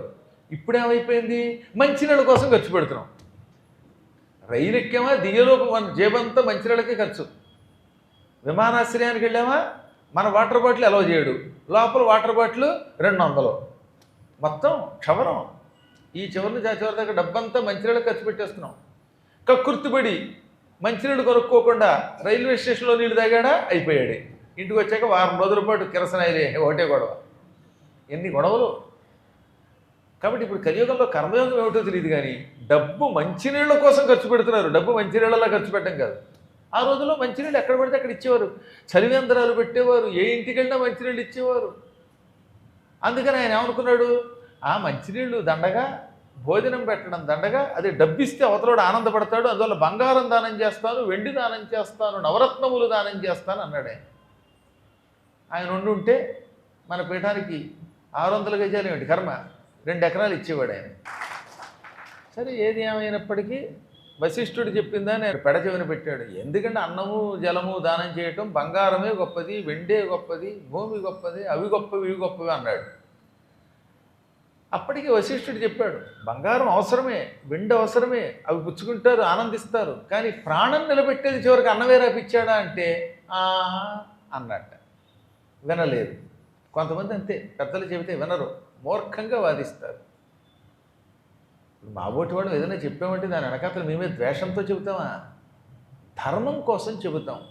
అర్థం చేసుకుంటే ధర్మాన్ని ఆచరిస్తారు, లేకపోతే నన్ను తెప్పామని ఇంటికి వచ్చాక ఏడుస్తారు. అది వాళ్ళ కర్మ, వాళ్ళు మనం బాగు చేయలేం. ఏదైనా చెబితే తెప్పామంటే ఏంటండి? నీ బాగు కోసం ధర్మ సూక్ష్మములను అలా చెప్పినప్పుడు వాటిని విని ఆచరణలో పెట్టాలి. వశిష్ఠుడు చెప్పిన మాట పెడచెవిని పెట్టాడు శ్వేతుడు. క్రమంగా చచ్చాడు. చచ్చి చావగానే ఆయన చేసిన యజ్ఞములు, ఆయన చేసిన దానముల యొక్క పుణ్యం వల్ల బ్రహ్మలోకానికి వెళ్ళిపోయాడు ఏకంగా. అంటే ఎన్ని పుణ్యములు చేశాడో ఆలోచించండి. బ్రహ్మలోకానికి వెళ్ళడం అంటే మాటల స్వర్గమే రావటం లేదే ఈ కలియుగంలో మానవులకి, అటువంటిది వాడు బ్రహ్మలోక పర్యంతం వెళ్ళగలిగాడు. ఇవాళ మనం చేస్తున్న పుణ్యకార్యములు ఏవి స్వర్గమే పోవు, ఇంకా బ్రహ్మలోకానికి ఎక్కడ వెడతాం మనం. అంటే నేను చెప్పేది మీ గురించి చెప్పట్లా, సామాన్య మానవుల గురించి. మీరు చాలా గొప్పవాడు, అదృష్టవంతులు. పురాణములు వింటున్నారు, 18 పురాణములు శ్రద్ధగా విన్నవాడు బ్రహ్మలోకం ఏమిటి వైకుంఠమునకు కూడా వెళ్ళగలడు. ఈ మాట ఈ పురాణములలో ఉన్నది, అది నేను నమ్ముతున్నాను. ఆ శ్లోకాలన్నీ ఎన్నోసార్లు ప్రామాణికంగా చెప్పాను. రామాయణం వింటే వాడు బ్రహ్మలోక జిగీష, బ్రహ్మలోక బ్రహ్మ కాదు పరబ్రహ్మ అయిన వైకుంఠం దగ్గరికి వెడతామని చెప్పాం కదా. పరబ్రహ్మ అయిన శ్రీమన్నారాయణుడు ఉండే లోకానికి వెడతాం. శివపురాణం వింటే కైలాసం వచ్చి తీరుతుంది. దేవీ భాగవతం వింటే వణిద్వీపం వస్తుంది. మీలో ఏ దివ్యలోకానికి వెళ్ళాలనే కోరికతో పురాణములు 18 వింటే ఆ లోకమునకు పంపించే శక్తి ఒక్క పురాణములకే ఉన్నది. అమృతత్వమునిస్తుందది అని చెప్పారు. అందువల్ల వేదవ్యాసుడి మాట నాకు ప్రామాణికం. మీరు ఏ శాస్త్రమైనా తీసుకోండి, వ్యాసుడికి వ్యతిరేకంగా ఉంటే అది మనకి ప్రమాణం కాదు. వ్యాసుడు చెప్పింది అందులో చెబితే అది ప్రమాణం. అందుకే ధర్మసింధు అవ్వచ్చు, ఇంకేవో ముద్గల పురాణం అవ్వచ్చు, ఈ పురాణములన్నీ వ్యాసుడు చెప్పిన వాటికి అనుగుణంగా ఉన్నంత వరకే పాటిస్తాం. కానీ వ్యాసుడు చెప్పిన దానికి వ్యతిరేకంగా ఉంటే దాని ప్రమాణంగా స్వీకరించకూడదు. కాబట్టి వ్యాసుడే ప్రమాణము. ఆ వ్యాసుడే విష్ణు స్వరూపుడు, ఆయనే మనల్ని ఉద్ధరించడానికి వచ్చిన జగద్గురువు. కాబట్టి వ్యాసుడు చెప్పినటువంటి పురాణములలో ఏమనున్నది? ఈ 18 పురాణములు కలియుగ వాసుల కోసం నేను ప్రత్యేకంగా ఇచ్చాను. కలియుగంలో ఈ పురాణములను వినడము కంటే ధర్మము మరొకటి లేదు, దీనివల్లే మీరు తరిస్తారు, ఇంతకంటే గొప్ప భాగ్యం మరొకటి మీకు లేదన్నాడు. అది నమ్మమ్మ. కాబట్టి సామాన్యుడు అంత తేలిగ్గా లోకాలకు వెళ్ళలేడు. ఈయన చేసిన పుణ్యముల వల్ల బ్రహ్మలోకానికి వెళ్ళాడు. బ్రహ్మదేవుడి దగ్గరికి వెళ్ళి బ్రహ్మని భక్తితో ప్రార్థించాడు. కానీ తీరా విచిత్రం ఏంటో తెలుసా? బ్రహ్మలోకానికి వెళ్ళిన కాసేపటికి ఈయన కడుపులో గొడగొడలాడింది, ఆకలి వేసింది. వేళకి అన్నం తినకపోతే గ్యాస్ ట్రబుల్ వస్తుంది కదా, అందువల్ల లోపల గ్యాస్ తనడం మొదలెట్టింది. ఆకలి వేస్తుంది, కానీ బ్రహ్మలోకంలో అన్నం ఉండదు. ఎందుకంటే బ్రహ్మలోకంలో క్షుత్తు పిపాస ఉండవు కాబట్టి అది బ్రహ్మలోకం అన్నారు. పైలోకాలకు వెళ్ళాక ఇక్కడలాగా ఆకలి అయ్యింది. మీరు సమోసాయ్ సమోసే అని అరిచేవాడు అక్కడ ఉండడు. అక్కడ సమోసా లేదు, మోసా లేదు. లేకపోతే కొబ్బరి బొండాలు అమ్మేవాడు ఉండడు, వాటర్ బాటిల్స్ ఉండవు, ఈ గందరగోళాలు లేవు. అక్కడికి వెళ్తే హాయిగా ఆకలి దప్పిక వంటి దరిద్రాన్ని వదిలించుకుంటున్నాం కాబట్టి అక్కడికి వెళుతున్నాం అనమాట. అక్కడ కూడా ఈ బాధ ఏమిటి, ఇంకక్కడికి ఎందుకండి వెళ్ళడం? క్షుత్పిపాసామలాంజ్యేష్ఠామలక్ష్మీం నాశయామ్యహం అభూతిమసమృద్ధించ సర్వాన్ నిర్నుతమే గృహాత్ అని శ్రీ సూక్తం చెబుతోంది. క్షుత్తు అంటే ఆకలి, పిపాస దప్పిక, ఆకలి దాహము, ఈ రెండూ కూడా మలములు దోషములు. అలక్ష్మి అంటే దరిద్ర దేవత లక్షణములు. దీన్ని అహం నేను నాశయామి తొలగించుకుంటున్నాను, నాశనం చేస్తున్నాను. నాశయామి అహం నాశయామ్యహం అంటే నేను వీటిని వదిలించుకుంటున్నాను. ఈ భూలోకంలో ఉన్నంత వరకు క్షుత్తు పిపాస ఉంటాయి. కానీ ఇలా చదవగా చదవగా చదవగా అమ్మ అనుగ్రహంతో మనం దివ్యలోకాలకు వెడతాం. అక్కడికి వెళ్ళామంటే అప్పుడు అక్కడ ఆకలి ఉండదు, దాహము ఉండదు, ముసలితనం ఉండదు. ఎప్పుడు చూసినా కుర్రాళ్లలో ఉంటాం. అంటే నాలా ఉంటారన్నమాట మీరు. 25 ఏళ్ల కుర్రాళ్ళలాగా నవయౌవనంతో మంచి టీవీగా ఉత్సాహంగా ఉంటారు. ఈ దరిద్ర లక్షణాలు అక్కడ ఉండవు. అవన్నీ అభూతి. అంటే భూతి అంటే ఐశ్వర్యం, శివుడి యొక్క లక్షణం. అభూతి అంటే అశివత్వం, నీచత్వం, నాశనం అయ్యే లక్షణం. ఇది పోవాలి. సమృద్ధి ఉండకపోవడమే అసమృద్ధి. ఇదంతా పోవాలంటే బ్రహ్మలోకానికి పోవాలి. ఇంకా మోక్షానికి వెడితే ఎలాగో మన అదృష్టం అచ్చం విష్ణువులాగో శివుడిలాగో అమ్మవారిలాగో ఉంటాం. పాపం ఈయన దురదృష్టం బ్రహ్మలోకానికి వెడితే ఆకలిస్తోంది. ఆకలికి అన్నం తినకపోతే లోపల వాయువులు తన్నుతున్నాయి. ఇంతలో దాహం మొదలయ్యింది, మంచినీళ్ళు లేవు అక్కడ. విచిత్రమైన అనుభూతి. శరీరం చూస్తే దివ్య శరీరం, కానీ మానవ లక్షణాలు వచ్చాయి. అందుకని బ్రహ్మ దగ్గరికి వెళ్ళి, బ్రహ్మదేవ ఏంటి కడుపులో గొడగొడ,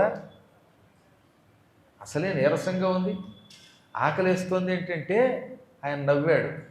నాయన నువ్వు ఇప్పుడు బ్రహ్మలోకానికి మానవలోకానికి కూడా చెందకుండా అయిపోయావురా. పుణ్యం వల్ల బ్రహ్మలోకానికి వచ్చావు, కానీ పాపం వల్ల మానవలోక లక్షణాలు ఉన్నాయి. ఆకలి వేస్తుంది, బ్రహ్మలోకంలో తిండి ఉండదు. దాహం వేస్తుంది, ఇక్కడ తాగడానికి నీళ్లు ఉండవు. ఎందువల్ల నీకు ఈ యోగం పట్టిందో తెలుసా? ఎందువల్ల నీకు ఈ కష్టం వచ్చిందో తెలుసునా? నువ్వు గురువు గారి మాటని ధిక్కరించి అన్నదానము జలదానము చెయ్యకపోవటమే. మీ గురువుగారు వశిష్ఠుడు ఏమన్నాడు? అన్నదానం చేయమన్నాడు, నువ్వు దాన్ని నిర్లక్ష్యం చేసావు. జలదానం చేయమన్నాడు, చెయ్యలేదు. అన్నదానము జలదానము చెయ్యనివాడు బ్రహ్మలోకానికి వెళ్ళినా అక్కడ వాడికి ఆకలి వేస్తుంది, దాహం వేస్తుంది. కానీ భూలోకపు ఆహారం ఇక్కడ పనికిరాదు, ఇక్కడ ఆహారం ఉండదు. ఇది నీ పొరపాటు. అందుకే భూమి మీద ఉన్నప్పుడు ముక్తి పొందే కోరిక ఉన్నవాడు ఎప్పుడో ఒకప్పుడు అన్నదానము జలదానము చెయ్యవలసిందే. ఇంటికి రాగానే వాడు ఎక్కడ అన్నం అడుగుతాడోనని పొమ్మనకూడదు. ఎంతో కొంత అన్నం పెట్టాలి. వాడికి ఏదో కాసిన మంచినీళ్ళు ఇవ్వాలి. ఇప్పుడు రోజుల్లో పాపం కాస్త కాఫీయో టీయో వాడికి పాలో మజ్జిగో ఏదో ఒకటి ఇవ్వాలి. వాడు రాగానే కాఫీ 100 సార్లు అడుగుతున్నాడు రా అని విసుక్కోకండి. ఏం చేస్తాం? వాడు అదృష్టం తాగుతున్నాడు. 100 సార్లు అయితే 200 సార్లు ఇవ్వండి. ఈ పుణ్యం నీకు ఎక్కడికి వెళ్ళదు. దిక్కుమాల ముసలాడు కాఫీ అంటే లొట్టలేసుకు తాగేస్తాడని తిట్టుకోవద్దు. మన అదృష్టం వల్ల వాడు మనకు తగులడ్డాడు, వాడికి ఇవ్వడం మనకు అదృష్టం. నేనైతే ఇలాగే అనుకుంటున్నాను. ఎన్నిసార్లు నేను ఇప్పిస్తున్నానో లేదా మీరు ఒకసారి చూడండి. పీఠంలోకి వచ్చిన తర్వాత భోజనం దగ్గర కడుపు నిండా పెడుతున్నారా లేదా అమ్మగారు? మరి ఎక్కువ తింటున్నాడు అంటున్నారా? ఈసారి అబ్జర్వ్ చేయండి. ఒకవేళ అమ్మగారు పెట్టకపోతే వీడియో తీసి పెట్టండి మీరు. నేనేం అనుకోను. ఒకవేళ మేము కూడా లోపం చేస్తున్నామేమో. దసరాలకు వచ్చారు కదా, హాయిగా కావలసినంత కడుపు నిండా పెడుతున్నారు కదా. ఇంకా అన్నం అడిగితే అన్నం, లేకపోతే మంచినీళ్ళు అడిగితే మంచినీళ్ళు, మజ్జిగ అడిగితే మజ్జిగ, ఏదైనా ఉన్నంత వరకు పెడతారు కడుపు నిండిలే. మరీ ఒక్కొక్కడు 100 బూరెలు అడిగితే పెట్టలేకపోవచ్చు, బూరెలతో కడుపు నింపలేకపోవచ్చు. భారీగా అన్నం మాత్రం పెడుతున్నారా లేదా? ఎందుకంటే బూరెలు ఒక్కొక్కడికి 2 వేయడానికి చేస్తాడు ఆ వంట ఆయన. అంతే నేను 100 బూరెలు తింటానంటే కష్టం. ఈ మధ్యన ఒక ఆవిడ తిందిట 100 మిరపకాయ బజ్జీలు. మరి ఎలా తిందో అది కడుపో కండవలి మడుగు. ఒక్కొక్కడు 100 మిరపకాయ బజ్జీలు తింటారంటే వంట ఆయన అడిలు పారిపోతాడు. అందరూ మిరపకాయ బజ్జీలతో కడుపు నింపుకోకండి. కాస్త అన్నమో మజ్జిగో సాంబార్తోట నింపుకుంటారు. మొత్తం మీద కడుపు నిండా పెట్టాలి వాడికి ఏదో రకంగా. మీలో ఎవరైనా తపస్సు చేసి మా కడుపు నింపడం కష్టమని వచ్చి పరీక్షిస్తే చెప్పలేము. ఎందుకంటే 5 బస్తాలతో అన్నం వండితే కూడా తినగలిగిన వాడు ఉన్నట్టు ఎవడో. వాడు వచ్చినప్పుడు కొంచెం జాగ్రత్త పడతాం అనుకోండి. కాబట్టి ఏది ఏమైనా మొత్తం మీద కాస్త పెట్టడానికి ప్రయత్నించాలి. సరే, నేను నా పెళ్ళం కూర్చుంటాం, మేము ఎప్పుడు ఎవరికి అన్నం వండడం పెట్టమంటే అది వాడి కర్మ. ఇలాంటి వాళ్ళే స్వర్గానికి వెళ్ళినా ఆకలితో మాడిపోతారు. ఇలాంటి వాళ్ళే బ్రహ్మలోకానికి వెళ్ళలేరు, వెళ్ళినా ఈ కర్మ వస్తుంది. ఎప్పుడో ఒకప్పుడు కడుపు నిండా అన్నము పెట్టవలసిందే, మంచినీళ్లు పొయ్యవలసిందే. ఇలా చేసినటువంటి వాడు మాత్రమే ఊర్ధ్వలోకాలకు వెడితే సుఖపడతాడు. అందుకనే నాన్నదాన సమం పుణ్యం అన్నారు. ఏమన్నారు? నాన్నదాన సమం పుణ్యం. నాన్న అంటే ఈ నాన్నగారు, తెలుగు నాన్న కాదు. నాన్నదాన సమం పుణ్యం అనే శ్లోకం వినిపడివాడు మా నాన్నను దానం చేసేస్తానన్నట్ట. మా ఇద్దరు గొడవ. ఎన్ని గొడవలు వస్తాయి ఈ మధ్యలో శ్లోకానికి అర్థం చెప్పకపోతే. నా ప్లస్ అన్న కలిపితే నాన్న, సవర్ణ దీర్ఘ సంధి. నా అన్న నాన్న. నా అన్నదాన సమం పుణ్యం అంటే అన్నదానముతో సమానమైన పుణ్యము లేదు. బ్రహ్మాండే నాస్తికించన, ఈ బ్రహ్మాండంలో లేదని అర్థం అనమాట. జరిగింది ఇది. తణుకులో ఓ శిష్యుడు ఉన్నాడు. గురువుగారు శ్లోకం చెబుతూ నాన్నదాన సమం పుణ్యం అన్నారు. అంటే వాడికి ఇది మిగతా అర్థం వల్ల మొత్తం కథ వల్ల నా అన్నదాన సమం అనే శ్లోకాన్ని విడదీయడం తెలియలేదు. నాన్నదాన సమం పుణ్యం అంటే నాన్నగారిని దానం చేయడంతో సమానమైన పుణ్యం లేదనుకున్నాడు. వెంటనే వాళ్ళ నాన్నగారిని పిలిచి నాన్న ఇలా రా అంటే బజారుకి వెళ్ళాట.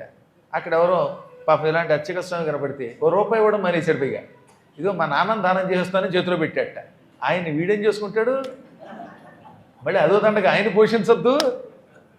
అందువల్ల ఏంటంటే మీ నాన్నను దానం చేయకండి, మీ నాన్న దగ్గర ఏమైనా ఓ 10 కోట్లు ఉంటే అప్పుడు మీ నాన్న మాకు ఇచ్చేయండి, 10 కోట్లతో పాటు మంటపం కట్టేద్దాం, దానికి ఉపయోగపడుతుంది. కాబట్టి ఈ శ్లోకాన్ని మళ్ళీ ఎలా విడదీయాలి?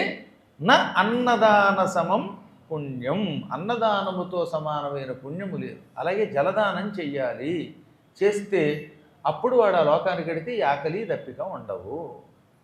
ఇదే కాదండి, బ్రహ్మగారు ఆయన వంకతో మనకి కొన్ని సూచనలు చేశాడు. హాయిగా శరీరం విడిచిపెట్టాలంటే ఏమి చెయ్యాలి? ఒక ఆయనకి 90 ఏళ్ళు వచ్చాయి, లేక 100 ఏళ్ళు వచ్చాయి, కొందరు 86 ఏట పోతారు. ఈ పోయేవాడు మంచం మీద పడి రోగములతో తీసుకుని చావకుండా, ఆయాసపడి చావకుండా సుఖంగా శరీరం విడిచిపెట్టాలంటే ఏం చెయ్యాలి?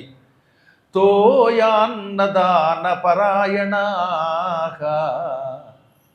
తోయ అంటే నీరు, అన్న ఆహారము, ఈ రెండింటినీ దానం చేసిన వాడు చివరి రోజుల్లో సుఖంగా శరీరం విడిచిపెడతాడు. అది కూడా అవసరమే కదా. ఇప్పుడు రేపు వార్ధక్యం వచ్చి ఆసుపత్రి పాలై అప్పుల ఆసుపత్రిలో చేరి ఆ తర్వాత నానాయాతన పడి మలమూత్రాలు విసర్జిస్తూ ఆ మంచం మీదే పడి చావడం అంటే అంతకంటే బాధ మరొకట్లేదు కదా. అందుకే ఈ శ్లోకానికి మార్కండేయ పురాణంలో మారణ గారు అనువాదం చేస్తూ అదే పదం యథాతథంగా వాడాడు, మళ్ళీ పదాన్ని మార్చలేదు. తోయాన్నదాన పరాయణుండగువాడు వేదనారహితుడై విడుచునడలు అన్నాడు ఆయన. మంచినీళ్ళు, అన్నము, ఈ రెండింటినీ దానం చేసిన వాడు ఏ బాధ లేకుండా శరీరం విడిచిపెడతాడు. చెప్పులు, గొడుగు, ఇల్లు దానం చేసిన వాడు హాయిగా శరీరం విడిచిపెడతాడు. భూమి దాన పరాయణ, భూదానం చేసిన వాడు హాయిగా శరీరం విడిచిపెడతాడు. ఇందులో ఒక్క ముక్క కూడా నేను కల్పించి చెప్పట్లేదు. సంస్కృతంలో భూమి దాన పరాయణ అన్నాడు మార్కండేయ పురాణంలో.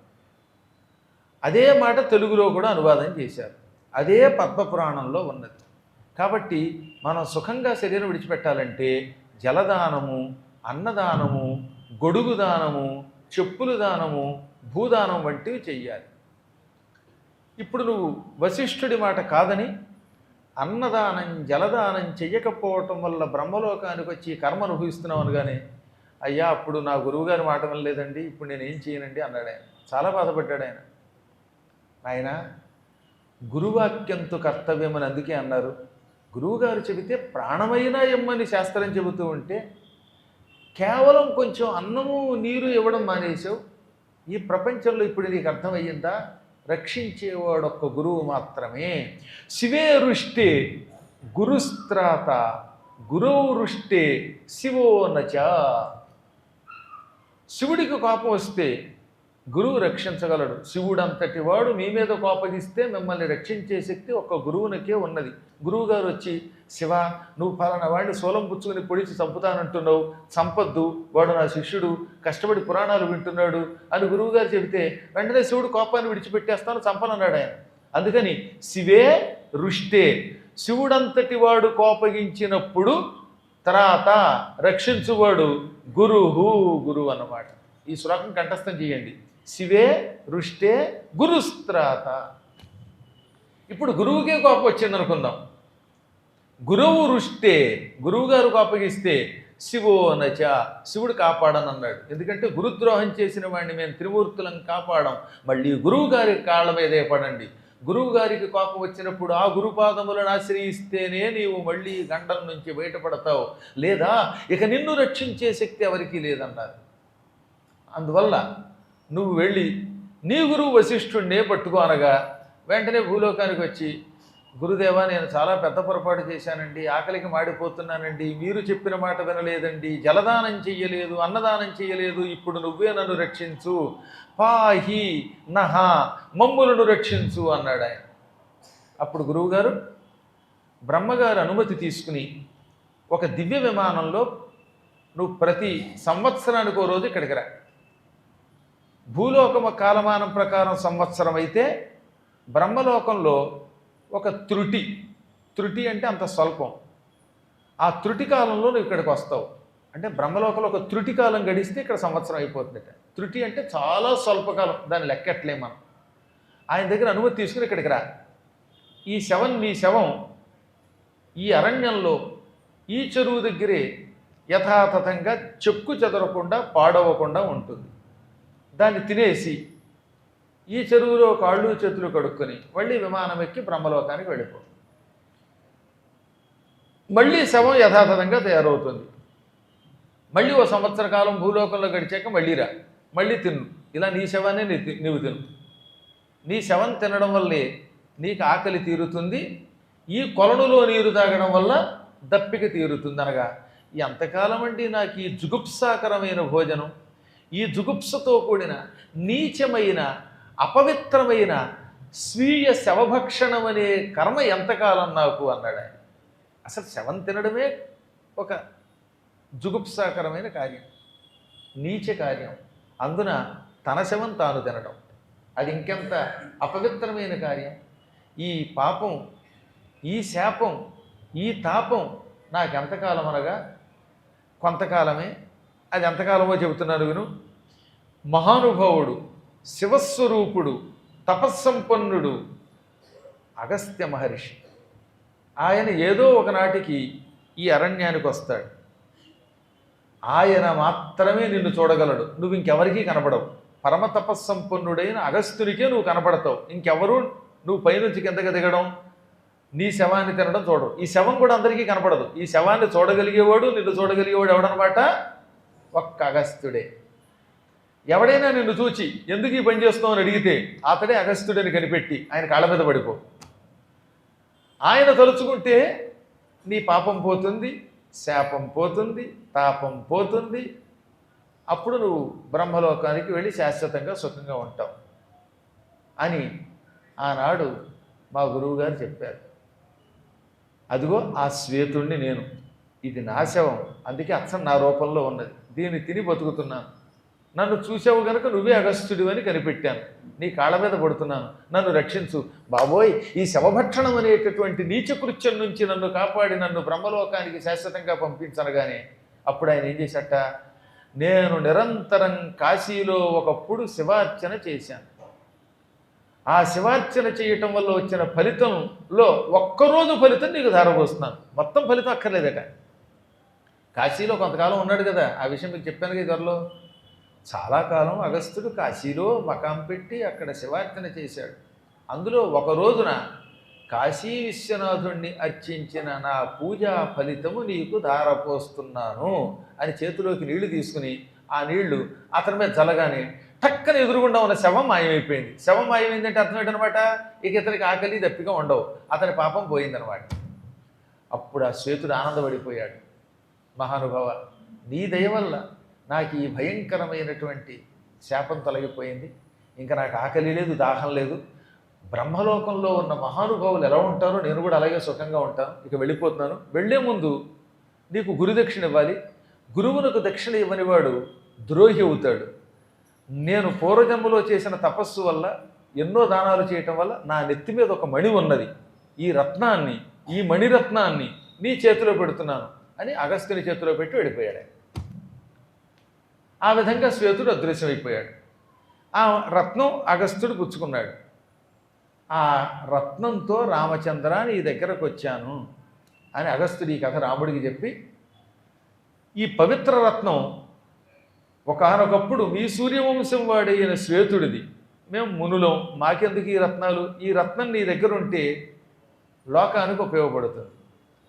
ఏ రాజేలుడు లోకంబున ఈ రత్నం బుండునో, ఏ రాజేంద్రుడు పరిపాలిస్తున్న రాజ్యంలో ఈ రత్నం ఉంటుందో ఆ రాజేంద్రుడి రాజ్యంలో దుర్భిక్షము ఉండదు, అనగా కరువు ఉండదు, సకాలంలో వర్షాలు కురుస్తాయి, సంపదలుంటాయి, ఆహారం లభిస్తుంది, మహామారి భయాలు ఉండవు. అందువల్లే రాజువు గనక నీ దగ్గర ఈ రత్నం ఉండడం మంచిదని నీకు ఇస్తున్నాను అన్నాడు. అనగానే రాముడు ఏమన్నాడు?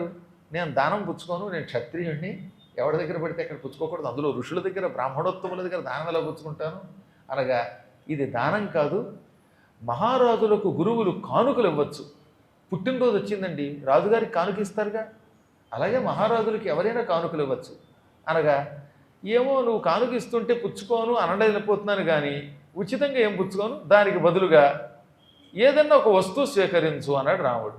ఏదో ఒక వస్తువు ఇవ్వకుండా ఈ వస్తువు పుచ్చుకొని అనగా, అయితే ఓ పని చెయ్యి, నీ దర్శనం వల్ల మళ్ళీ నాకు సంసార భ్రమ లేకుండా చెయ్యి, అదే నాకు కావలసిన వరం అన్నాడు. ఎంత గొప్పవాడేనుక అప్పుడప్పుడు సంసారం మీద వ్యామోహం వస్తుంది. ఏమో నాకు కూడా సంసారం మీద వ్యామోహం రావచ్చు, పిల్లలు కావాలి, డబ్బు కావాలి, ఇంకేదో కావాలి, లేక ఏ సుందరీమణి అప్సరస వస్తూ దాని మీద వ్యామోహం, ఇలాంటివి కలుగుతాయేమో. నిజానికి అగస్త్యుడికి కలగవు, అయినా ఒకవేళ కలుగుతాయేమోనని నాకు సంసార భ్రమని తొలగించు, అదే నువ్వు నాకు ఇచ్చేటటువంటి ప్రత్యుపకారము, రత్నం తీసుకో, నాకు ఏమో మోక్షరత్నాన్ని అనగానే తథాస్తు అన్నాడు రాముడు. ఈ విధంగా అగస్త్యుడు ఆనాడు రామచంద్రునికి శ్వేతోపాఖ్యానం చెప్పాడు. తద్వారా ఈ కథ మనకి ఏం చెబుతుందన్నమాట, అన్నదానము జలదానము ఎంత గొప్పదో చెబుతున్నది.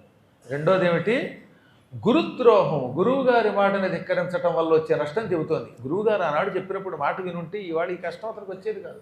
ఎందుకో తెలియదు, అన్నీ వింటారు, ఏమోనండి గురువుగారు నేను ఇలాగే చేస్తానంటారు. ఇదో మూర్ఖత్వం కొంతమందికి. అన్నీ విని గురువుగారు మీరు ఎంత చెప్పినా నేను ఇలాగే చేస్తానంటే ఇక నేనేం చెప్తానండి.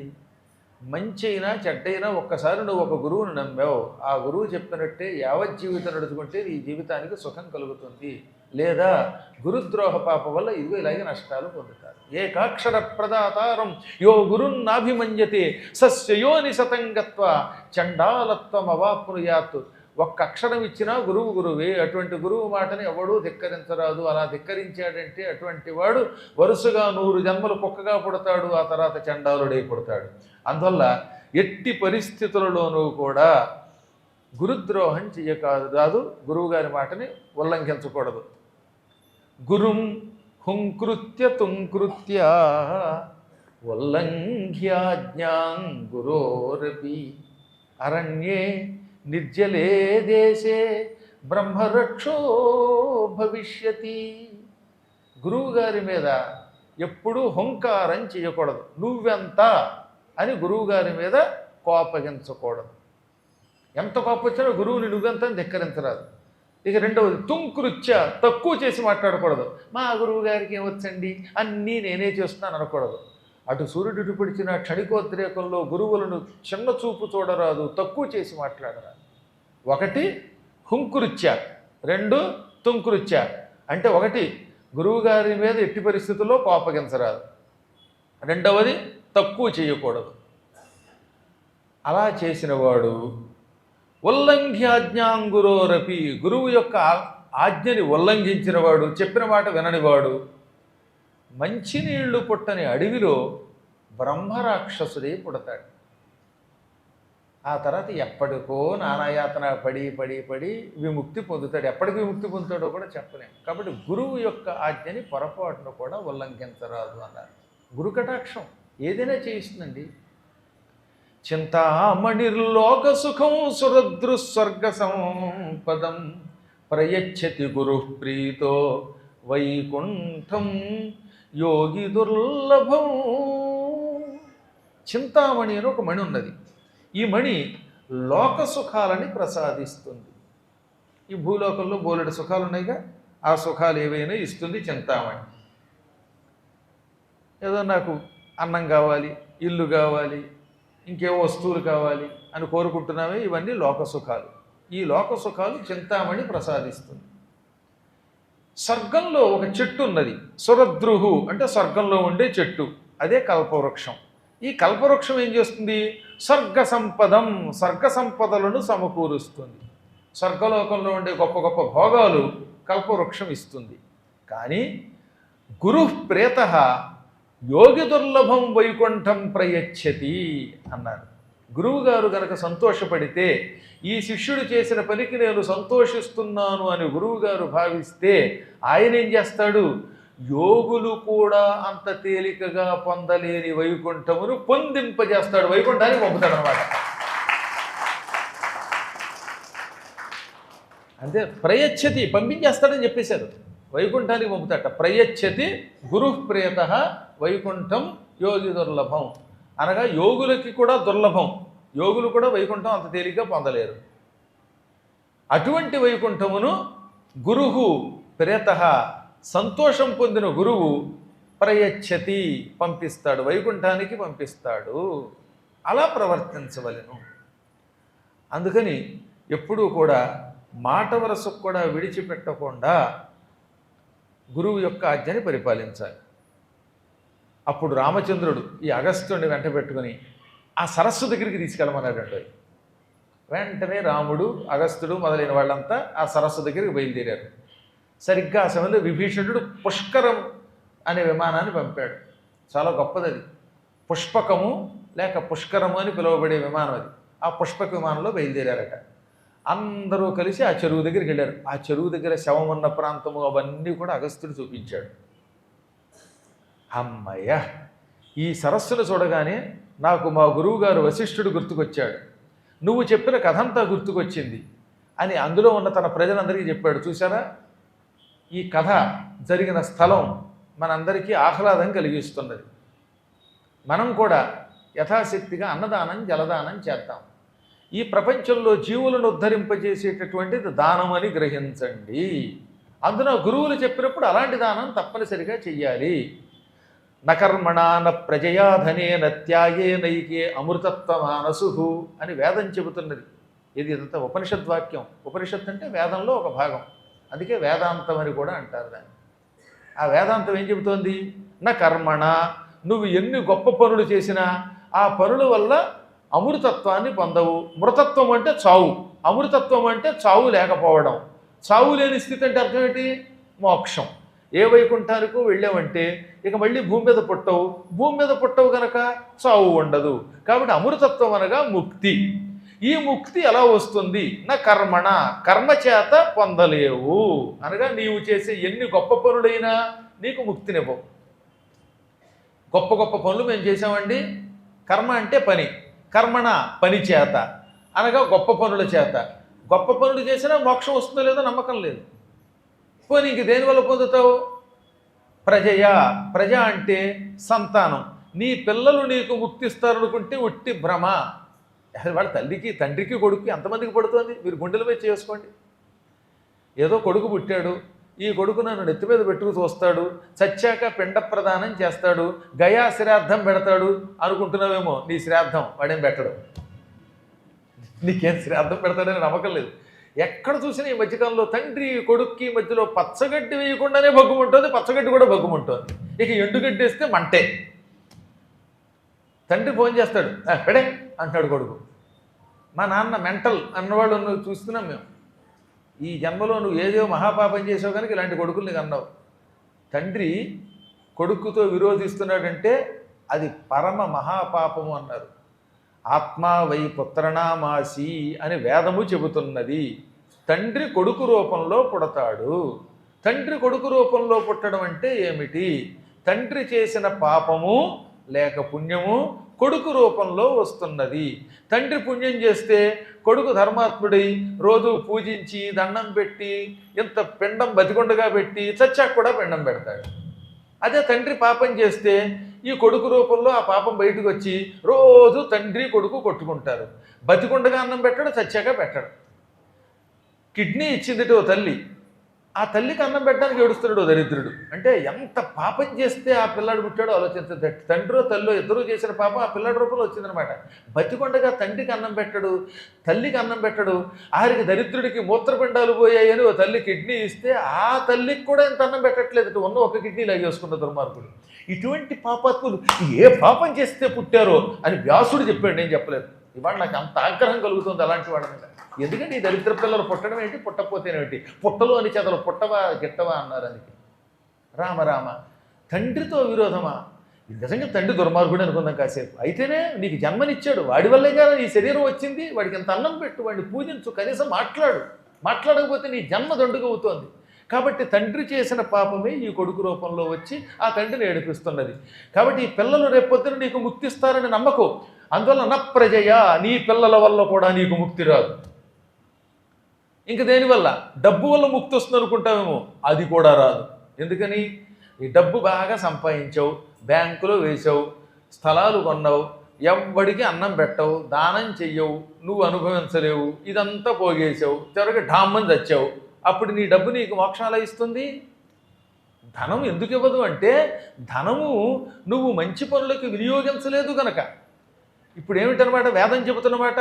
నా కర్మణ, నీ పనుల వల్ల కానీ, నా ప్రజయ, నీ సంతానము చేత కానీ, నా ధనేన, ధనం వల్ల కానీ నువ్వు అమృతత్వం పొందవు, మోక్షం పొందవు. ఇక దేని వల్ల పొందుతావు? త్యాగే నైకే అమృతత్వమానసు, ఒక్కదాని వల్లే మోక్షం వస్తుంది, అది త్యాగము.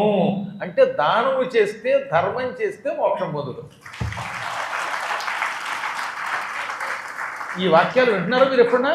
అడగండి, ఇలాంటి వేద పండితులను అడగండి, రోజు చదువుతారు నేను ఈ వార్తలు. నకర్మణ న ప్రజయా ధనే నత్యాగే నైకే అమృతత్వ మానసు అని రోజు ఒకసారి ఈ వేదవాక్యం చదువుతున్నారు వేద పండితులు. ఎప్పుడో చెప్పింది వేదం. నీ కర్మ చేత కానీ, నీ సంతానము చేత కానీ, నీ ధనము చేత కానీ నువ్వు ముక్తి పొందవు, కేవలం దానం చేస్తే మోక్షం పొందుతావు. అందువల్లే మండపానికి ఎంతో కొంత ఇస్తే రేపు పొద్దున్న వైకుంఠానికి వెళ్తావు. లేకపోతే ఏమో ఇస్తారు, చూసారా? కాబట్టి చివరికి ఏమంటున్నమాట రాముడు చెబుతున్నమాట, వశిష్ఠుడు అలాంటి త్యాగము దానము చెయ్యమన్నాడు. చెయ్యమంటే చేశాడు, కానీ అందులో మళ్ళీ గురువుగారు చెప్పిందని కాదన్నాడు. అది కొంప ముంచింది. కాబట్టి ఈ సరస్సును చూచి, ఈ కథ విని, గురువాక్యంతు కర్తవ్యమని గ్రహించి, అప్పుడు గురు మార్గంలో ధనమును త్యాగము చేసిన వాడు అమృతత్వం పొందుతాడు అని ఈ అద్భుతమైన పద్మపురాణంలోని 37వ అధ్యాయంలోని కథ మనకి తెలియజేస్తుంది. అందువల్ల రోజుకోసారి మీకు ఎన్నోసార్లు పాట వినిపించాను. ఏమిటా పాట? దానం ధర్మమే, అదొక్కటే మన వెంట వచ్చేది. దానం ధర్మమే వేదాల నీతి సారం, నీ దానం నీ ధర్మం నిరుపేదల జీవాధారం. దానం ధర్మమే వేదాల నీతి సారం. జపమాచరిల్చే జడధారి కన్నా, దానాలు చేసే సంసారి విన్నా. జపమాచరిల్చే జడధారి కన్నా, దానాలు చేసే సంసారి విన్నా. నిరతాన్నదానమే నీ పెన్నిధానం, నీ దానం నీ ధర్మం నిరుపేదల జీవాధారం. దానం ధర్మమే వేదాల నీతి సారం. మహారాజులైనా మహివీడు వేళ, కొనిపోయినారా తమ వెంట సిరుల. మహారాజులైనా మహివీడు వేళ, కొనిపోయినారా తమ వెంట సిరుల. నెరదాత పేరే నిలచేది ధరణి, దానం నీ ధర్మం నిరుపేదల జీవాధారం. దానం ధర్మమే వేదాల నీతి సారం. అదే ఇప్పుడు నకర్మణాన ప్రజాధనేన త్యాగేన ఇత్యామృతత్వ మానసు, ఈ వేదసారమే ఈ దాన ధర్మము అనేటటువంటి విశేషము. అనగా వాళ్ళంతా అక్కడికి దిగారు. సరిగ్గా అది సంధ్యా సమయము. సంధ్యాముపాసితుం వీరా సమయోహ్యతి వర్తతే, ఏతే మహర్షయో రామ పూర్ణకుంభాః సమంతతః.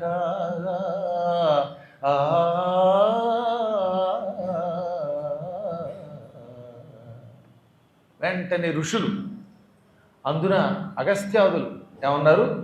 మహావీర రామచంద్ర ప్రభో, సంధ్యా సమయమయ్యింది, సంధ్యావందనం చెయ్యడానికి ఇది కాలం, కాలం దాటకుండా సంధ్యావందనం చెయ్యాలి. మహానుభావులు కాల లోపము లేకుండా సరిగ్గా సూర్యుడు ఎర్రని కిరణములతో ఉదయిస్తున్నప్పుడు, ఎర్రని కిరణములతో సాయంత్రం వేళ అస్తమిస్తున్నప్పుడు సంధ్యావందనం చేస్తారు. కాలలోపం ప్రమాదకరమైనది, అందులో సరిగ్గా సమయానికి సంధ్యావందనం చెయ్యాలి. ఒకవేళ ఏ కారణం చేతనైనా సంధ్యా సమయం కంటే ఆలస్యంగా లేచాం, లేదా సాయం సంధ్యా సమయంలో చేయలేకపోయాం, అప్పుడు ఏం చెప్పారన్నమాట? కాలలోప ప్రాయశ్చిత్త సంధ్యార్ఘ్య ప్రదానం కరిషి. కాలం లోపం అవటం వల్ల ప్రాయశ్చిత్తముగా 3 సార్లు అర్ఘ్యప్రదానం ఇచ్చేవాడు 4వ మారు ఇవ్వాలి. దానికి ఏమని పేరు? కాలలోప ప్రాయశ్చిత్త అర్ఘ్యప్రదానం. అది అక్కడ చెప్పారు. అసలు మన పూర్వులు మీకు నేర్పారు. అందులో ఉన్నది కూడా యజుర్వేదంలో కాలలోప ప్రాయశ్చిత్త అర్ఘ్యప్రదానం కరిష్యే అని చెప్పి నీళ్లు ఇంకోసారి అధికంగా విడిచిపెట్టాలి గాయత్రి మంత్రపూర్వకంగా. కానీ అది ఎప్పుడో ఒకప్పుడు పొరపాటున, నిత్యము ప్రాయశ్చిత్తమేనండిగా. రోజు ఆలస్యంగా సంధ్యావందనం చేయడం ఏమిటి, మళ్ళీ రోజు లోపపూర్వక అర్ఘ్యప్రదానం అనడం ఎందుకు? ఎప్పుడన్నా మనకి పొరపాటు చేస్తే దానికి ప్రాయశ్చిత్తం ఉంటుంది. అది అలవాటు అయిపోకూడదు. అదొక ప్రాయశ్చిత్తం అనేది నిత్యం అలవాటుగా మారితే అది ప్రమాదం అన్నమాట. అడుసుంద్రొక్కగనేల కాలుగడుగనేల వెర్రి కాకుండా నన్ను అన్నారు. రోజు బుర్ర తొక్కి కావాలని కాళ్ళు కొట్టుకోవడానికి మరక మంచిదేలే అనుకోండి. మరకలు చాలా డేంజర్. దిక్కుమాల మరకలను ఎప్పుడు వదిలించుకుందామని నేను చూస్తూ ఉంటే మరక రాసుకుని దాని మీద మందు వేసుకుని తుడుచుకోవడం ఎందుకు? అక్కడ మరకల్ని బాగా పెంచి బంగ్లాదేశ్ నుంచి రోహింగ్యాలని మరకల్ని పెంచుకుని ఏడవడం ఎందుకు? అసలు వాళ్ళు రాకుండా చూడాలి తప్ప. కాబట్టి అనవసరంగా ప్రాయశ్చిత్తం చేసుకోరాదు. అందువల్ల రామచంద్ర వెంటనే సంధ్యావందనం చెయ్యి అని ఇందులోనూ చెప్పారు. రామాయణంలో కూడా ఉంది. తెలిసే విషయం మీకు? మీరు ఎప్పుడన్నా రామాయణం బాలకాండ నేను చెప్పేది విన్నారుగా. అందులో విశ్వామిత్రుడు ఏమంటాడు రాముణ్ణి? కౌసల్యా సుప్రజా రామ పూర్వా సంధ్యా ప్రవర్తతే, ఉత్తిష్ట నరశార్దూల కర్తవ్యం దైవమాన్నికం. ఇది విశ్వామిత్రుడు చదివిన శ్లోకం. ఎందులో ఉంటుంది? రామాయణం బాలకాండంలో. రాముణ్ణి లక్ష్మణుణ్ణి మారీచ సుబాహుల ద్వారా నాశనమవుతున్న యజ్ఞములు రక్షించడానికి తీసుకెడుతున్నప్పుడు దారిలో వాడు నిద్రపోతూ ఉంటే విశ్వామిత్రుడు లేపుతూ కౌసల్య సుప్రజారామ, కౌసల్య యొక్క మంచి సంతానమైన రామ అన్నాడు. కౌసల్య కొడుక అల్లా, సుప్రజ అన్నాడు. అంటే ఏమిటి? కౌసల్య కొడుకువే కాదు, మంచి కొడుకువి. కౌసల్య కన్నా ఉత్తముడైన కొడుక. ప్రజ అంటే సంతానం, సుప్రజ అంటే మంచి సంతానం. మనకి పిల్లలు పుడితే ఉపయోగం మంచి పిల్లలు అయ్యి ఉండాలి, శాస్త్రతో ధర్మశంసతో అలాంటి వాళ్ళు అయ్యి ఉండాలి. అందుకని కౌసల్య కన్నా ఓ మంచి సంతానమా రామ, పూర్వ సంధ్యా ప్రవర్తతే. తూర్పు దిక్కు, పూర్వం అంటే తూర్పు అనమాట, అది పశ్చిమం, ఇది అపూర్వం, అది పూర్వం. అందువల్ల తూర్పు దిక్కున సూర్యుడు ఉదయిస్తున్నాడు, సంధ్యా సమయం అవుతున్నది. కాబట్టి నరశార్దూల, మానవులలో కల్లా గొప్పవాడా అంటే ఉత్తమ మానవుడా. శార్దూలము అంటే పులి. ఆ పులిని ఒక వ్యక్తి పక్కన చేరిస్తే ఉత్తముడు అని అర్థం వస్తుంది. ఇప్పుడు ఉదాహరణకి మీరు కవి శార్దూల అన్నారనుకోండి, కవుల్లో గొప్పవాడు అని అర్థం. కవిసింహం అన్నా, కవి శార్దూలం అన్నా, కవి కుంజరం అన్నా, కవి పొంగవుడన్నా ఈ 4ంటికి ఉత్తముడు అని అర్థం. చూసారా? సింహము, పులి, ఆబోతు, ఏనుగు ఈ శబ్దములను మానవుల పక్కన చేరిస్తే అది ఉత్తమార్థం అన్నమాట. కవి పొంగవ అంటే కవుల్లో ఆబోత అనకూడదు, కవుల్లో గొప్పవాడా. పురుష పొంగవ అంటే మగవాళ్లలో ఆబోతులా తిరుగుతున్నామని కదా అక్కడ. మగవాళ్ళలో గొప్పవాడా. కానీ చిత్రం తెలుసా, పురుష పొంగవ అంటే పురుషోత్తమ అని అర్థం. విడదీసి పురుషుల్లో నా పొంగవ అన్నమా, ఒరే అచ్చోసిన బోతులో తిరుగుతున్నావురా అని అర్థం. కవులు కోపస్తారా, తిడతారుండోయ్, పురుషుల్లో నా పొంగవ పులకెంతొస్తే ఆగవా అంటే మరీ దారుణం తిట్టడం అది. కవులు అలా తిట్టకూడదు, న్యాయంగా పురుష పొంగవ అనాలి. ఏమిటో మరి తెలియదు, అప్పట్లో అలా రాసేశారు వాడు ఇష్టం వచ్చినట్టుగా. కాబట్టి విడదీస్తే కొంప మురిగిపోతుంది అర్థం అనమాట. అందువల్ల ఎప్పుడు కూడా అలా రాయకూడదు.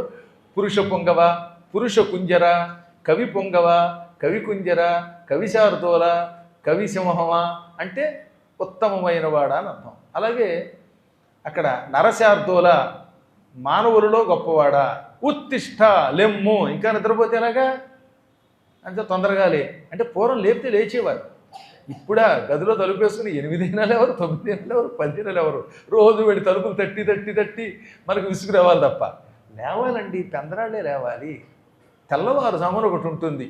ఏమిటి తెల్లవారుజామున?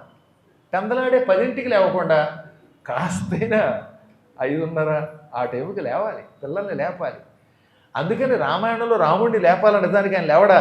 కానీ గురువుగారు మనకి సందేశం ఇచ్చారు, విశ్వామిత్రుల వారు, ఈ వంకతో మన పిల్లల్ని లేపమని. నరశార్దూల ఉత్తిష్ట లెమ్ము. ఎందుకు లేవాలి?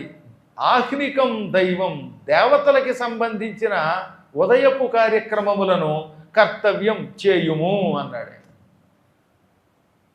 అహము అంటే పగలు, ఆహ్నికం అంటే పగటి పనులు. ఏం పగటి పనులు అవి? దైవం ఆహ్నికం, సూర్యోదయ సమయంలో దేవతల పనులు చెయ్యాలి. అంటే సంధ్యావందనం, అర్ఘ్యప్రదానం, పూజ, ఇవి ప్రాతకాలంలో చేసే దేవతల యొక్క కృత్యములు. ఆ దేవతా సంబంధ కార్యక్రమములను కర్తవ్యం చేయ తగినవి చేసి తీరాలి. కాబట్టి లే అన్నాడు ఆయన. ఎంత గొప్పది రామాయణంలోని ఈ శ్లోకం.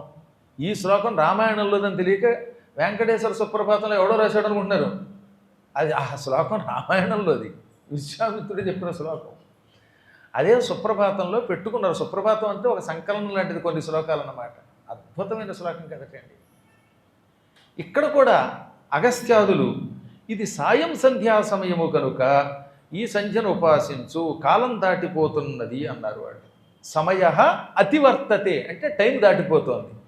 ఇదిగో మహర్షులు పూర్ణ కుంభాలతో వచ్చారు, ఈ నీళ్లు తీసుకో, అందులో పువ్వులు వెయ్యి, అర్ఘ్యప్రదానం చెయ్యి అనగానే రామచంద్రుడు చక చక చక సరోవరం దగ్గరకు వచ్చి మహర్షులు సహాయం చేస్తూ ఉండగా అద్భుతంగా సంధ్యావందన కార్యక్రమం చేశాడు, అనుష్ఠానం చేశాడు. రాముడు కూడా సంధ్యావందనం చేసి గాయత్రి జపం చేస్తే గాయత్రి మంత్రాన్ని తిట్టే మూర్ఖుల్ని ఇంకేమనాలి? రాముడు ఎప్పుడైనా గాయత్రి జపం మానాడా? మానలేదు. మీరు చూడండి, ఎక్కడ సుందరకాండంలో వేళ తప్పకుండా సంధ్యావందనాది కార్యక్రమాలు అనుష్ఠానాలు చేస్తాడు ఆయన. అందుకే రామాయణమునకు సరైన తాత్పర్యం చదవాలంటే వావిలికొల్ల సుబ్బారావు గారు, ఆంధ్ర వాల్మీకి వాసుదాసుడి గారి తాత్పర్యం చదవాలి తప్ప ఎవడబడితే వాడు రాసింది చదివితే కాదు. ఆయన చెప్పారు గాయత్రి మంత్రం ఎంత గొప్పదో. మహాత్ముల యొక్క చరిత్రలు చదవాలి, వాళ్ళ వ్యాఖ్యానాలు చదవాలి. ఈ మధ్యన ఎవడికి పడితే వాడే ఎవడో రాసిన తాత్పర్యం చదివేయడం, ఇక అక్కడి నుంచి నోటికి వచ్చినట్టు కారు కోతలు పోయడం. రాముడు సంధ్యావందనం చేయలేదట, గాయత్రి జపం చేయలేదట, ఎవడు చెప్పాడో మరి. ఇలాగా ఎంత పాపిష్టి వాడు తయారైపోతున్నారండి. ఇలాంటి వాళ్ళని ఎవరినైనా నేను అడుగుతున్నాను, 5 నిమిషాలు నాతో సంస్కృతంలో మాట్లాడి వాదన చేయమని చూస్తాను. మీకు సంస్కృతం రాదు, తెలుగు రాదు, ఇంగ్లీష్ రాదు, ఏ భాష రాదు, చూడకుండా ఒక శ్లోకం చదవలేరు, మీరు కూడా వ్యాఖ్యానాలు చేసేటైనా తప్పు. చాలా పిచ్చి పిచ్చి వాగుడు వాగితే ప్రమాదం వస్తుందన్నమాట. గోవిందా. ఆ విధంగా రామచంద్రుడు చేశాడు. ఇంకా ఆ చుట్టుపక్కల ఉన్న చెట్ల ప్రకృతి చూసి విమానం ఎక్కి తిరిగి వెళ్ళిపోదాం అనుకుంటూ ఉండగా పరుగు పరుగున అక్కడికి ఒక గద్ద, ఒక గొడ్లగోబ వచ్చాయి. ఆ అడవిలో ఒక గృధ్రం, గృధ్రం అంటే తెలుగులో గద్ద, ఉలూకం, గొడ్లగోబ, ఈ 2 ఉన్నాయి. అవి 2 అక్కడికి వచ్చాయి.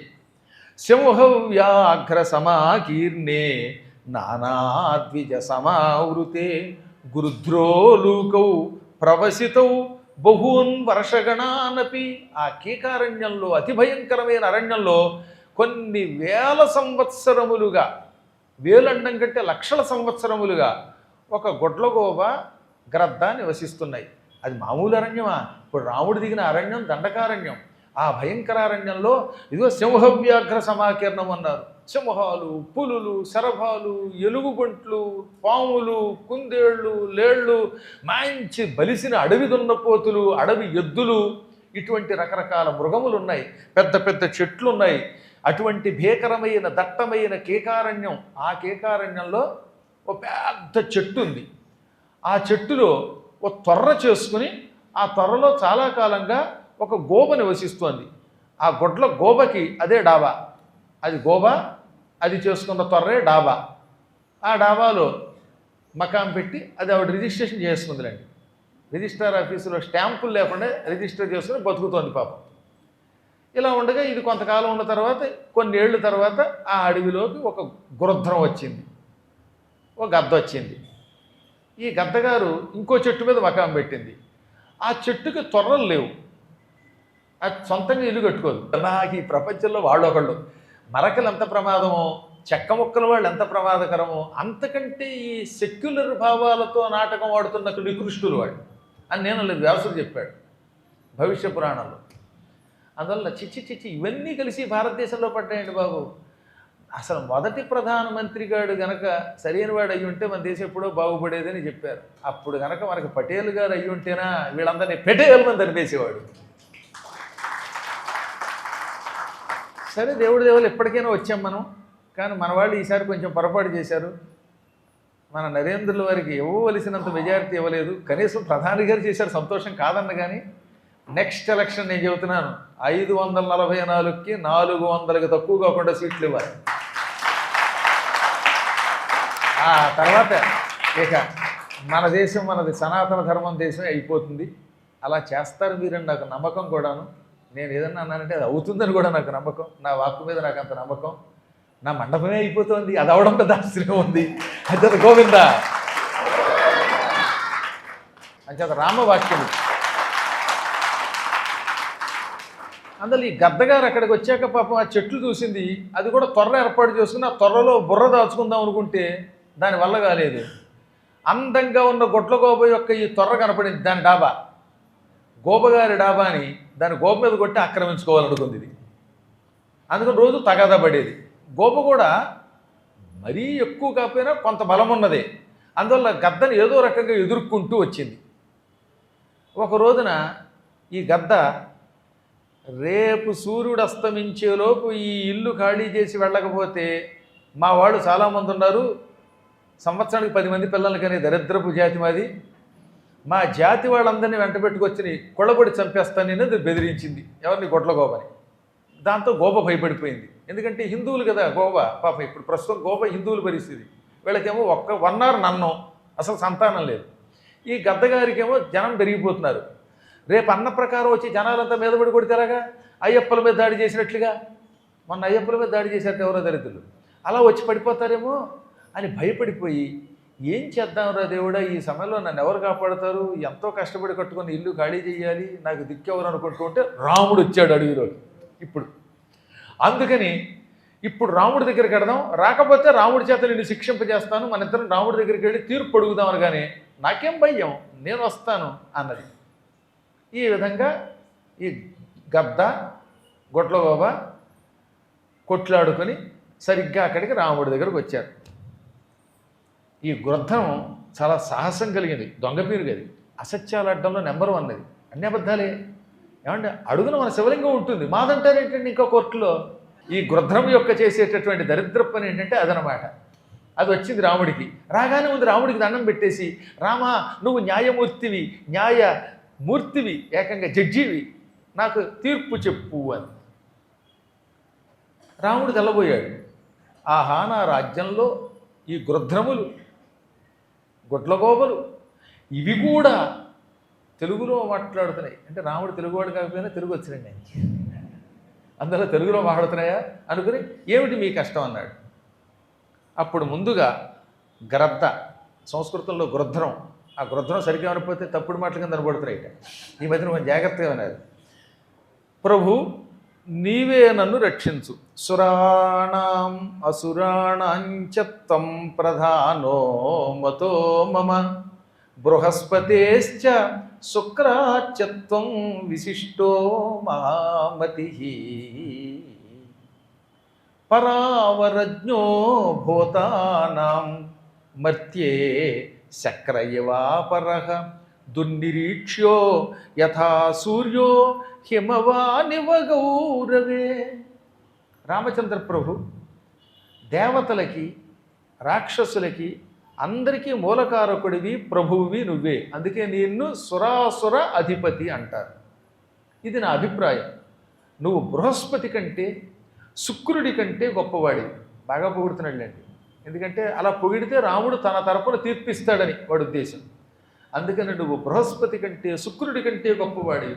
ఈ భూమండలంలో నీలాంటి తత్వవేత్త జ్ఞాని మరొకడు లేడు. ఇక మానవుల్ని పరిపాలించడంలో ఇంద్రుడు లాంటి వాడివి. సూర్యుణ్ణి ఎవడైనా మధ్యాహ్నం పూట ఆకాశం కేసి తిరిగి చూడగలడా? ఒకసారి మీరు ప్రయత్నించండి. మధ్యాహ్నం ఎందుకు, పొద్దున్నే కాసేపు చూడలేము. అటువంటిది మిట్ట మధ్యాహ్నం పూట సూర్యుడు ఆకాశంలో భగ భగ మండుతూ ఉంటే ఇలా కళ్ళెత్తి ఎవడైనా తేరిపార చూడగలడా? ఎక్కువసేపు చూస్తే కళ్ళు పోతాయి. సూర్యుడిలాగా నిన్నెవరూ తేరిపార చూడలేరు, అంత తేజస్సు కలిగిన వాడివి అని చెప్పాడనమాట. ఇక గౌరవంలో హిమవంతుడివి, గంభీరత్వంలో సాగరుడి వంటి వాడివి. ఎవడైనా గంభీరుడైతే అటువంటి వాడిని సముద్రంతో పోల్చేవారు. సముద్రం దగ్గరికి వెళ్ళండి, అందులో ఎంత లోతుందో ఎవరికైనా తెలుస్తుందా? సముద్రుడి తత్వం అంతుపడుతుందా మనకి? ఆ కెరటాలు చూస్తేనే భయపడిపోతాం. అందుకని ఆయనతో ఎక్కువ ఎవడు మాట్లాడడం. లోతుకి దిగి ఆ లోతు ఎంతో పరిశీలించాలంటే కష్టం. కొంతమందిని చూస్తే వాళ్ళ మనస్సులో ఏముందో మనకి తెలియదు. అందుకని ఎవడైనా డబా డబా వాక్కుండా పరిమితంగా మాట్లాడుతూ మనస్సులో ఉన్నది బయట పెట్టకుండా ఉంటే అతన్ని సముద్రుడి వలె గంభీరుడు అంటారు. మీరు రాముడి దగ్గరికి వెళ్ళండి, రాముడు మనసులో ఏమనుకుంటున్నాడు ఎవడికి తెలియదు.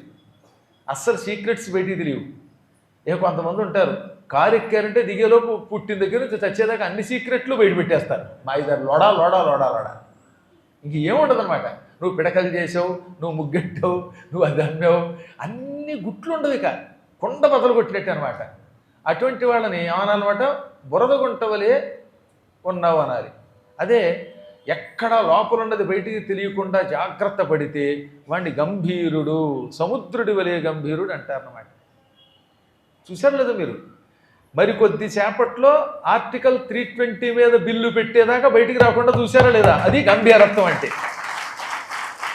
టక టక టక రాజ్యసభలో ప్రవేశపెట్టి ఆ బిల్లుని పాస్ చేశాక అప్పుడు లోక్సభలో పెట్టాడు. ఎందుకంటే రాజ్యసభలో మెజారిటీ లేదు, అది అయిపోవాలి. అదే ముందు నుంచి మేము పెడతాం అంటే ఏడు పెట్టేది ఇక్కడ అందరికీ లీక్ అయిపోతుంది. అందువల్ల ఎప్పుడు జ్ఞానులు లీక్ చేయరు. అలా కొంతమంది ఉంటారండి, నేను స్థలం అక్కడ కొంటున్నానని చెప్పాడంటే వాడిని ఎత్తి కూర్చుంటాడు. ఆ స్థలం మనకు రాదు. రిజిస్ట్రేషన్ అయ్యేదాకా నీ స్థలం ఎక్కడ కొంటున్నావో చెప్పకూడదు. ఉద్యోగంలో జాయిన్ అయ్యేదాకా నీ ఉద్యోగం గురించి చెప్పకూడదు. ఉద్యోగంలో చేరిన తర్వాత నీ మనస్సులో ఏముందో పక్కవాడికి ఆఖరికి నీకు కూడా తెలియకూడదు అన్నారు. అంతేగాని ఆ ముసలాడు అలాంటి అట్ట, ఆ సెక్రటరీ ఇలాంటి వాట అని అందరి దగ్గర చెప్పావో ఉన్న ఉద్యోగం క్షవరం అవుతుంది. అస్సలు గంభీరముగా మన మనస్సులో ఉన్న ఆలోచన రెండవ కంటి వాడికి తెలియకుండా ఉంచాలి. అది ధర్మరాజు గొప్పతనం. అందుకే ధర్మరాజు గారు ఏ ఆలోచన చేశాడో అడగనా తెలుసా? రాముడు ఏ ఆలోచన చేశాడో తెలుసా? అది కార్యాచరణలోకి వచ్చాక తెలిసేది, అప్పటిదాకా తెలిసేది కదట. ఎంత గొప్ప విషయం అండి. అందువల్ల సముద్రయవ గంభీరః అన్నారు. రామాయణంలో ఏమన్నారు? ప్రారంభంలో చెప్పారా? సముద్రయవ గంభీర్యే. అదే మాట సాగరశ్చాపి గాంభీర్యే అన్నారు పద్మపురాణంలో. నువ్వు లోకపాలన చేసే వాళ్ళల్లో యముడు లాంటి వాడివి అన్నాడు. యముడు లోకపాలన చేసేటప్పుడు పక్షపాతం ఉండదు. యముడు సమవర్తి. యముడు సొంత చెల్లెలైనా తప్పు చేస్తే శిక్షిస్తాడు. ఎక్కడ నువ్వు చెల్లెలివి కాబట్టి నీకు క్షమాభిక్ష పెడుతున్నాను అండి ఆయన. సొంత మేనత్త కూతురైనటువంటి దాన్ని కూడా తేడా చేస్తే చంపేశాడు కదా. వేణుడు అని ఉన్నాడండి, వేణుడిని చంపించాడు బ్రాహ్మణోత్తముల చేత. వేణుడెవరు? మృత్యుదేవత యొక్క మేనల్లుడు. అందువల్ల ఎక్కడా రవ్వంత పక్షపాతం లేకుండా ఉండాలి. అందుకని లోకపాలన చేసే మహారాజు యముడిలా ఉండాలి, ధర్మమూర్తిలా ఉండాలి. నువ్వు అటువంటి వాడి. ఇంకా క్షాంత్యా ధరణ్యా, ఓర్పులో సహనంలో భూదేవి. భూదేవికి సహనం ఎక్కువ. మీరు తవ్వేస్తున్నా, మలమూత్రాలు విడిచిపెడుతున్నా, కొండలు పగలగొడుతున్నా, నదులు పాడు చేస్తున్నా, ప్రకృతి పాడు చేస్తున్నా, ఎన్ని పిచ్చి పనులు పాపాలు చేసినా, హింస చేసినా పాపం ఓపిక పడుతోంది. పట్టి పట్టి ఎప్పుడో భూకంపం వస్తుంది, మొత్తం పోతారు అనుకోండి, అది వేరే విషయం. కానీ ఎక్కువ ఓర్పుతో ఉంటుంది. రామా, నువ్వు ఓర్పులో భూదేవి వంటి వాడి. ఇక సర్వసంపన్నుడివి, గురువువి, విష్ణురూపుడివి. అందుకే చెబుతున్నాను, నేను అడవిలో కష్టపడి ఒక మర్రి చెట్టులో ఇల్లు ఏర్పాటు చేసుకున్నాను. ఆ త్వరలో ఉంటూ ఉంటే ఈ గోబ నా గోబ మీద కొట్టి నన్ను బయటికి గంటేసింది, నా ఇల్లు ఆక్రమించింది, నా ఇల్లు లాగేసుకుంది, కబ్జా చేసేసింది. నువ్వు మళ్ళీ నాకు ఇప్పించాలి, మొత్తం రిజిస్ట్రేషన్ డాక్యుమెంట్లు మార్చేసింది అది అనగానే రాముడు నవ్వాడు. సరే నువ్వు చెప్పావు బాగానే ఉంది, పాపం గొడ్లగోప గారు కూడా చెప్పని ప్రొఫెసర్ గోపారావు గారి వెర్షన్ కూడా విందాం అనగానే ఇప్పుడు గొడ్లగోప ఏమంది, ప్రభు నేను కూడా ఈ విషయంలో ఈ గ్రద్దతో ఏకీభవిస్తున్నాను. నువ్వు దోషులను దండిస్తావు, పాపాత్ములకి భయంకరుడివి, నీలో ఇది ప్రత్యేకత, నీకు చూడగానే తెలిసిపోతుంది ఎవడిలో తప్పు ఉందో ఎవడిలో ఒప్పు ఉందో. పాపాత్ములకి భయంకరుడివి, దోషం చేసిన వాడిని దండిస్తావు, పుణ్యాత్ములకి దాతవి, అన్నీ నువ్వే. రామచంద్ర, నీకు శత్రువులు మిత్రులు అనే పక్షపాతం లేదు. సమశత్రువు చ మిత్రే చ, మిత్రుల యందు శత్రువుల యందు సమానంగా ఉంటావు. తప్పు చేస్తే మిత్రుడినైనా శిక్షిస్తావు, ఒప్పు చేస్తే శత్రువుని కూడా కాపాడతావు. నిజంగా చెబుతున్నాను, ఆ ఇల్లు నాదే. నేను ఎంతో కష్టపడి ఆ చెట్టు దగ్గర ముక్కు పెట్టి పొడిచి పొడిచి కష్టపడి త్వర చేసుకున్నాను, అందంగా తయారు చేసుకున్నాను ఇల్లు. అందులో మళ్ళీ నాకు ఇంటీరియర్ వర్క్ కూడా చేయించుకున్నాను. పాపం సాయిని పిలిచారట, పిలిచి ఆయన లోపల ఇంటీరియర్ వర్క్ చేసుకుందిట. ఆ సాయి కూడా పాపం మంచిది కదా అని డబ్బులు ఎక్కువ పుచ్చుకోకుండా చేసి పెట్టాడు మన రాజారెడ్డి గారి అబ్బాయి. ఇంటీరియర్ వర్క్ చేయించుకున్నాను, లోపలేమో ట్యాప్లు వేయించుకున్నాను. దిక్మాల ట్యాప్లు మళ్ళీ లీక్ అవ్వకుండా చూశాను. ఇప్పుడు ఏం ట్యాప్లు అండి బాబు, ఇలా పొద్దునేస్తే మధ్యాహ్నాన్ని ఊడిపోతున్నాయి. స్లాబ్ ఏమో లీకు, అన్నీ గొడవలే. కానీ పాపం ఇది ఎన్నో కష్టాలు పడి ఇల్లు కట్టుకున్నానని చెప్పింది. లోపలేమో చక్క డ్రాయింగ్ రూము, డైనింగ్ రూము, పూజా గది, ఇలా అన్ని గదులు పెట్టుకుంది పాపం. ఆ ఇల్లు నాది అని ఇప్పుడు ఇద్దరూ చెప్తున్నారు, నాదంటే నాదని. నువ్వు 4 రకాల ప్రాణుల్ని సృష్టించిన వాడివి, గద్దే నన్ను బాధిస్తోంది. మమాలయ ప్రవిష్టస్తు గురుధ్రో మాం బాధతే నృప. నా ఇంట్లో ప్రవేశించి నన్ను ఏడిపించడమే కాక రేపు తన జనాలను తీసుకొచ్చి నన్ను చంపి గెంటేసి ఆక్రమించుకుంటానంటోంది. ఏది కాశీలో ఔరంగజేబు గాడు విశ్వనాథ ఆలయం పడగొట్టి ఆక్రమించుకున్నట్టుగా, మధురలో జైలు పడగొట్టి ఆక్రమించుకున్నట్టుగా, బాబరుగాడు అయోధ్యలో రామజన్మభూమి ఆక్రమించుకున్నట్టుగా, గజనీ మహమ్మద్ గాడు సౌరాష్ట్రంలో సోమనాథ ఆలయం ఆక్రమించినట్లుగా, ఎన్నో చోట్ల చాలా ఏళ్లని మహానుభావులైన వాళ్ళ వారసులు ఆక్రమించినట్లుగా, కాశీలో ఉన్న లింగాలు ఉన్న గుళ్ళన్నీ వాళ్ళు ఆక్రమించినట్లుగా, కోర్టుల్లో కడితే గొడవ చేస్తున్నట్లుగా, ఇదిగో ఈ గద్దగారు నన్ను ఆక్రమించుకుందాం అనుకుంటాను, నన్ను బాధిస్తాను అనగానే రాముడు మంత్రుల్ని పిలిపించాడు. రాముడికి తెలియదా, కానీ ఎంత గొప్పవాడైనా ఒక్కసారి కొంచెం విచారణ జరపాలి, కొంచెం టైం పడుతుంది దేనికైనా. మంచి చెడ ఆలోచించాలి, అందరినీ అడగాలి. అడగకుండా తొందరపడి నిర్ణయం తీసుకున్నాడు రాముడిని. రేపు పొద్దున ఎవరు వేలు పెట్టి చూపించకూడదు. అందుకని వరసగా అందరినీ పిలిచాడు. అశోకుడు, ధర్మపాలుడు, సుమంత్రుడు, విష్టి, జయంతుడు, విజయుడు, సిద్ధార్థుడు, రాష్ట్రవర్ధనుడు మొదలైనటువంటి వాళ్ళందరినీ నీతిశాస్త్ర కోవిదుల్ని, మంత్రుల్ని, పురోహితుల్ని పిలిపించాడు. మీరంతా శాస్త్రాలు చదివారు, శాంతస్వరూపులు, నీతి ఎరిగినవారు, మంత్రశాస్త్రం ఎరిగినవారు. ఈ గద్ద గొడ్ల గోబల్లో ఇద్దరిలో ఎవరిది ఈ ఇల్లో చెప్పండి అనగానే వాళ్ళు అడిగారట గద్దని గొడ్ల గోబని. మీ ఇద్దరూ కూడా ఇల్లు నాదంటే నాదంటున్నారు, ఈ ఇంట్లో ఎంతకాలంగా ఉంటున్నారు అని. అప్పుడు గద్ద ఏమంది, మానవులు ఇళ్ళు ఎప్పుడు కట్టుకున్నారో అప్పుడే నేను ఈ చెట్లో ఇల్లు కట్టుకున్నాను అన్నది. ఆవిడ చెప్పిన వాటి ఇయం సుమతి రామ మానుషైర్ బహుబాహుభి.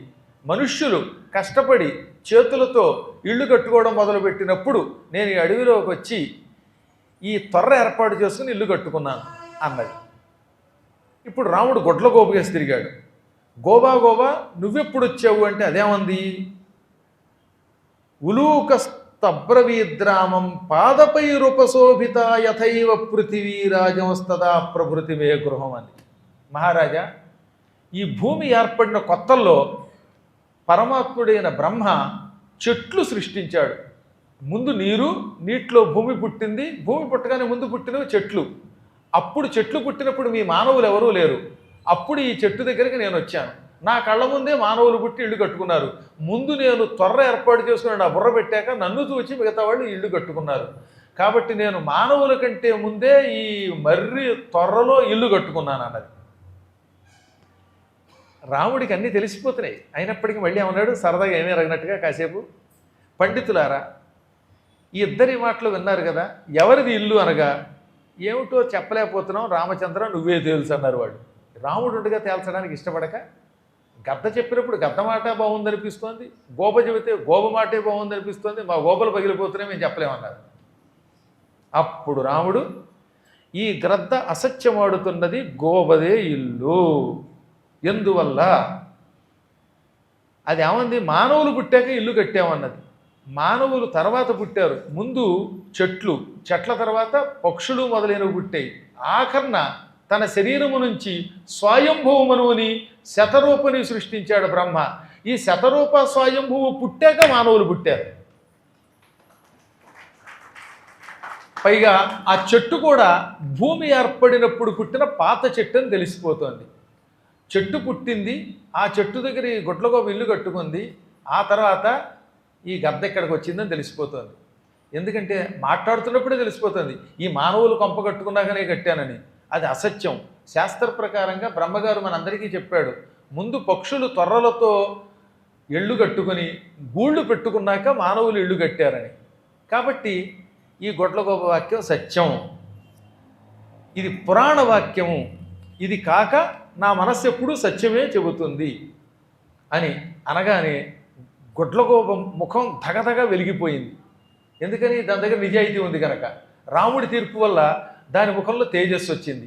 గద్ద ముఖం నల్లగా అయిపోయింది, చూస్తూ ఉండగా ఒక రకమైన నల్లని మాడిపోయిన బసిబొక్కులు అయిపోయింది, తేజస్సు తగ్గిపోయింది. వెంటనే రాముడు ఏమన్నాడు, ఈ భూమి కంటే ముందే ధర్మం పుట్టింది, భూమికి మేదిని అని పేరు వచ్చాక పుట్టినవి చెట్లు, అయినా అసత్యం ఆడింది కనుక దీన్ని దండన చెయ్యాలి. ఎవరక్కడ నా విల్లు పట్టుకురండి, బాణంతో దీన్ని వధిస్తాను, ఇతరుల యొక్క ఆస్తులు అపహరించే వాళ్ళకి మరణశిక్ష విధించాలన్నాడు ఆయన. అన్నాడో లేదో, ఇంకా విల్లు తేలేదు పక్కవాళ్ళు. ఇంతలో ఆకాశవాణి ఏమన్నది, రామచంద్ర ప్రభు ఈ గద్దని చంపవద్దు, నీ తీర్పుతోటే నాశనం అయిపోయింది అది. పూర్వం ఈ గ్రద్ద ఓ పాపం చేసి గద్ద అయ్యింది, ఆ పాపాన్నే ఇప్పుడు అనుభవిస్తున్నది. ఇప్పుడు కొత్తగా నువ్వు బాణంతో కొడితే అది నాశనం అయిపోతుంది, దాన్ని కరుణించి శాప విముక్తి ప్రసాదించు అంది ఆకాశవాణి. రాముడు తెలబోయాడు, ఈ గద్దకు ఫ్లాష్ బ్యాక్ ఉందా, అందరికీ ఫ్లాష్ బ్యాక్లు ఉన్నాయన్నమాట అనుకుని ఏమిటిది అన్నాడు. అది ఏమిటో తెలుసుకోవాలి కదా, రేపు సాయంత్రం 6ంటికి రావాలి. అందాక మీ అందరూ కూడా ఒక పాట పాడుకున్న తర్వాత శ్రీకృష్ణ శ్రీకృష్ణ శ్రీకృష్ణ శ్రీకృష్ణ అన్నవోయి అదే మధుర మంత్రమోయి, శ్రీకృష్ణ శ్రీకృష్ణ శ్రీకృష్ణ శ్రీకృష్ణ శ్రీకృష్ణ అన్నవోయి అదే మధుర మంత్రమోయి, శ్రీకృష్ణ.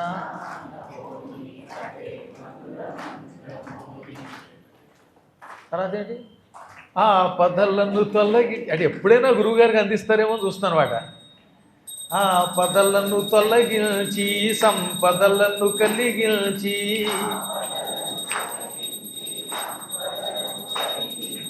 ఆ పదలను తొలగించి సంపదలను కలిగించి,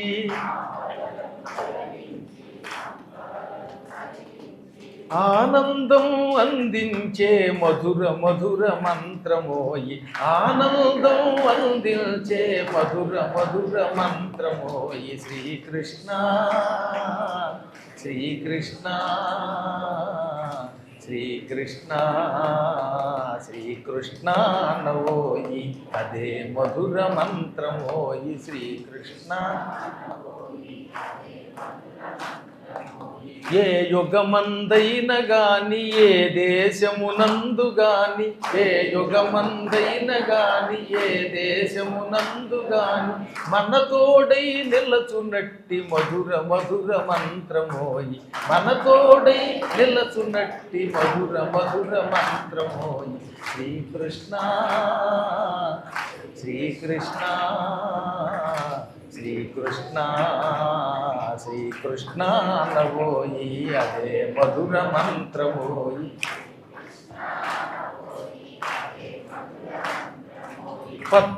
పద్మషట్కరాగానికి పద్మానిధి యోగానికి పద్మషట్కరాగానికి పద్మానిధి యోగానికి పద్మాకర సంశక్తికి మధుర మధుర మంత్రమోయి పద్మాకర సంశక్తికి మధుర మధుర మంత్రమోయి శ్రీకృష్ణ శ్రీకృష్ణ శ్రీకృష్ణ శ్రీకృష్ణ నవోయి అదే మధుర మంత్రమోయి శ్రీకృష్ణ అదే మధుర మంత్రమోయి అనవోయి అనవోయి అనవోయి గోవిందా